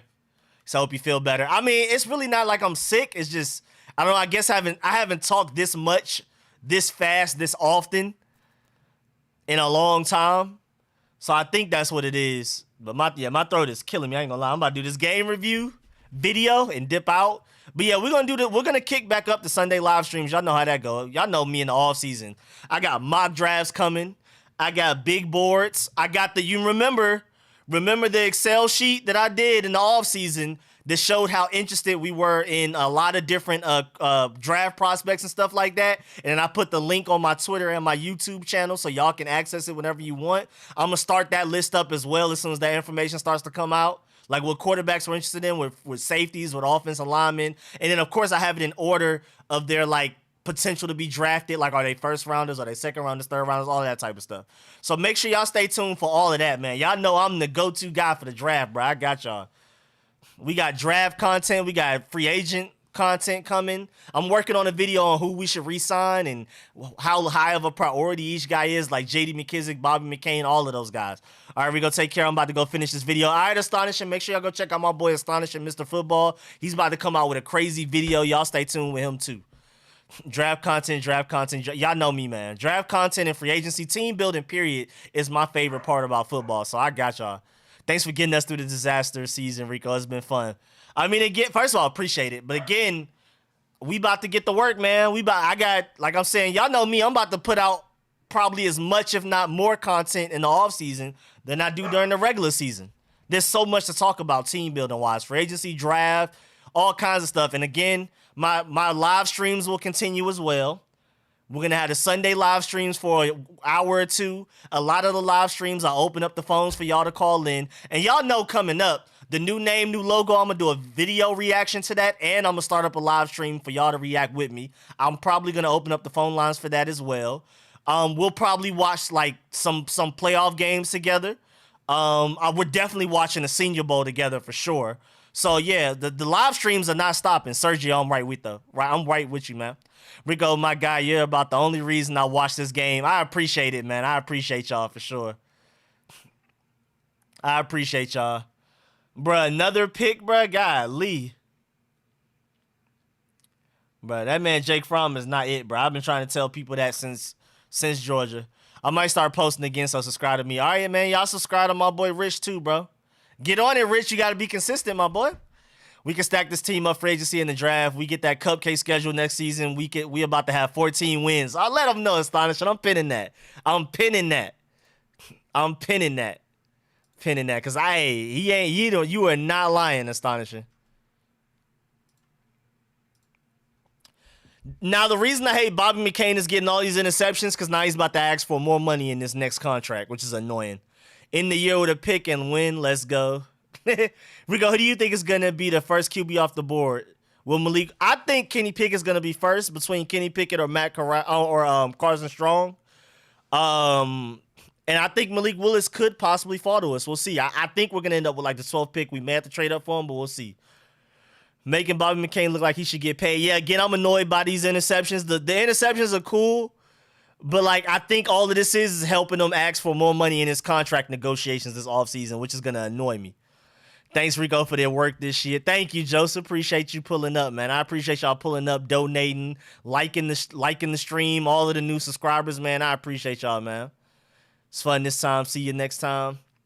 I mean, like I said, I'm about to be consistently giving y'all content all throughout the week, every week, because y'all know free agency and the draft is my favorite part about football. So even though the burgundy and gold season is over with, Street Scores isn't. So I'm gonna be watch. I'll start up some playoff games for us to watch together. We're gonna watch the Senior Bowl together. We're gonna react to the new logo and name and jerseys together. And then I'm gonna have my just weekly Sunday live streams per usual, like I always do in the offseason. Earlier in the stream, I showed you our. Oh yeah, I wrote that down. I'm about to go look that up to see if they have any like order to it too. My boy J Mart with the donation. I appreciate that. Bad season. We need a quarterback. Hell, Commanders. That's a lot of information in a very few words that you just threw at us right there. Appreciate the donation, my boy J Mart. I think you're my first donation of 2022. Thanks, Rico, for your streams. Appreciate y'all. Appreciate y'all pulling up, Lawrence. Get you back to the Falcons game is big for us. Draft schedule and need them to win. Yeah, we do need the Falcons to win. I'm not gonna lie. Ask for more money. He intercepting Jake Fromm. Come on, man. Hey, bro. He's gonna say, hey, this season I had this many interceptions. You gotta pay me. Doesn't matter who he did it against. I hate it, but I'm pretty sure that's how he's gonna do it. So I hope we re-sign him. If we re-sign him, I hope it's for very cheap. But who knows at this point with all these interceptions that we just got, bro. I know you're gonna hate this, but we need the Falcons to win. I mean, again, I'm above anything petty. Whatever helps my team win, that's what I care the most about. I hate the Falcons, and I hope they lose every game possible. But right now, if the Falcons winning means we get a better draft pick, I want the Falcons to win. Just like I prefer if we lost to the Giants so we can get a better draft pick. I care way more. My priority is Super Bowl. Anything else, any of the petty emotional stuff in between, I don't care. I'm always gonna root for what's our best opportunity of reaching a Super Bowl, of winning a Super Bowl. And so that's all I care about. All the petty, I hate the Falcons, but hey, go Falcons today. Because I want that draft pick. That's how I am. What's good, Merle? Appreciate that, man. I appreciate you pulling up consistently. Real quick, how you feel about Dalvin Cook's little brother? I love him. I love James Cook. I mean, I'm a Georgia Bulldog fan, so you know I've watched every game that since he's been here. I was extra excited when we got him in recruiting. He was like a 4-star, but he looked like a 5-star to me. I was super excited when we got him, and I'm so happy that this year he's finally starting to show what he can do. I love James Cook. James Cook in a later round, I would be ecstatic. Especially if you don't re-sign J.D. McKissick long term, which I hope we do. James Cook is the perfect replacement for a J.D. McKissick. Literally perfect. I don't know about his pass blocking, because J.D. McKissick is a really good pass blocker. But if we're talking about a route runner and natural hand catcher out of the backfield, Dalvin Cook is probably the best in this draft. I mean, Georgia literally lines him up out wide as the X receiver sometimes. Y'all can go see it in the Michigan game. We literally lined him up as the X receiver pre-snap, and he just straight up beat the linebacker for a big gain. I believe it might have been a touchdown. Appreciate that, John Rowland. What's good, man? Ball versus Pittsburgh, tied at 13. Come on, Ravens. Come on, bro. God dang it, Ravens. Y'all need to do better. Rico, the Excel sheet for the draft interest last year was fire. Please do that again. I will. Yeah, I was just talking about that earlier. I'm definitely doing the draft interest Excel sheet this season as well. Once that information starts coming up and we start getting more names that we're attached to, I'm going to start the Excel sheet again, and I'm going to have that link accessible to y'all anytime y'all need it on my Twitter and my YouTube. So make sure y'all stay tuned for everything draft and free agency. Who exceeded your expectations this year and who let you down? Cole Holcomb definitely exceeded my expectations. And overall, who let me down? A lot of people let me down. But Antonio Gibson's fumbles probably is what made me the maddest. Because I didn't expect much from Taylor Heinicke, where a lot of people were really hype about him going into that playoff game after that Buccaneers game or whatever. I already knew Taylor Heinicke was limited. So I didn't expect much from him anyway. But, I think Antonio Gibson's fumble problem was probably my biggest disappointment because he literally lost us games. I can vividly remember 2 games, especially that Chargers game, that he literally single-handedly gave the other team the win with his fumbles. And then, yeah, my biggest, not necessarily surprise, but who exceeded my expectations was definitely Cole Holcomb. Cole Holcomb and Jonathan Allen were definitely some of our most improved players. Because Cole Holcomb played like an all-pro player. And just by default, since he wasn't an all-pro player last year, he definitely exceeded expectations. And then Cole Holcomb balled out and held it down the linebacker for us. I got Cook as probably my 4th best JD replacement, but he might be the best value round-wise. I can see that. I can see that based on where he may get drafted. He's the best, based on talent and draft position. I can see that. Let's go Falcons. It hurts myself to say it, but I do want that draft pick, 37-30 Lions. Also, I love Damon St. Brown out of the draft. I just be right a lot. Let him know, Rich. It's crazy, too, because Equinemius St. Brown was supposed to be better than him. His brother coming out, but it is crazy because their parents are like LeVar Ball, but actually a little bit crazier, but it just doesn't get talked about. But the St. Brown brothers, their family situation is even crazier than LeVar Ball, but he's just not talked about. AG wasn't trained growing up as a running back, so he's going to fumble. I mean, once he gets that right, he hit 1,000 yards, Proprietary AG, no more watch the football team. Yeah, this is the last game that you'll ever see to watch the football team. Just got my LED light strips. I like how. Oh yeah, LED light strips are necessary. Jones, you should have had those. I'm glad you finally got them though. You got them with the remote. Hopefully you got the ones that you can control with the app. And you should, if you have an Alexa, hook it up to your Alexa. Do all of that. Packers only have one timeout though, because they as bold as out there. Cole Holcomb exceeded my expectations. The Sheriff let me down. Sheriff kind of was off today. Our offensive line in general was the biggest surprise this season though. They literally were a top 5 offensive line until the injuries hit us. Unless they keep the name. They have another brother still. Oh, they do? They have another one? That's crazy. But all right, y'all, I'm about to go ahead and knock out this game review. I'm going to catch y'all with live streams and content all throughout the week, every week, the entire offseason. Like I always say, just because the Burgundy and Gold season is done does not mean Street Scores is. If anything, the offseason is where I do my best work and put out my best content, so make sure y'all stay tuned for that. The live streams, even though we won't be playing, will not stop. I'll be live streaming the Senior Bowl. I'm a live stream the jersey name logo reveal. I'm a live stream maybe a couple of playoff games that we can watch together, and then of course I'm just gonna live stream random Sundays just for an hour or two, just for us to talk about what's going on, free agency, draft expectations, all of that type of stuff, and anything. Y'all know me. Y'all can pull up and we can talk video games. We can talk Halo. We can talk anime. We can talk all of that. So man, stay tuned, man. I'll catch y'all later. I appreciate everybody that pulled up. Great stream, man. Catch y'all later. Off season started. Let's see what this draft pick looking like. Appreciate that, Timothy. East West Shrine Bowl. I may stream that. It depends on if there's anybody interested that I can check out. I have to look at the names. If there's some interesting names, I'll probably stream that astonishing, but maybe not. We'll see. But all right, y'all, man. I appreciate y'all again, man. Catch y'all later, man. Catch y'all with a video after this. And the live streams and videos will keep going weekly.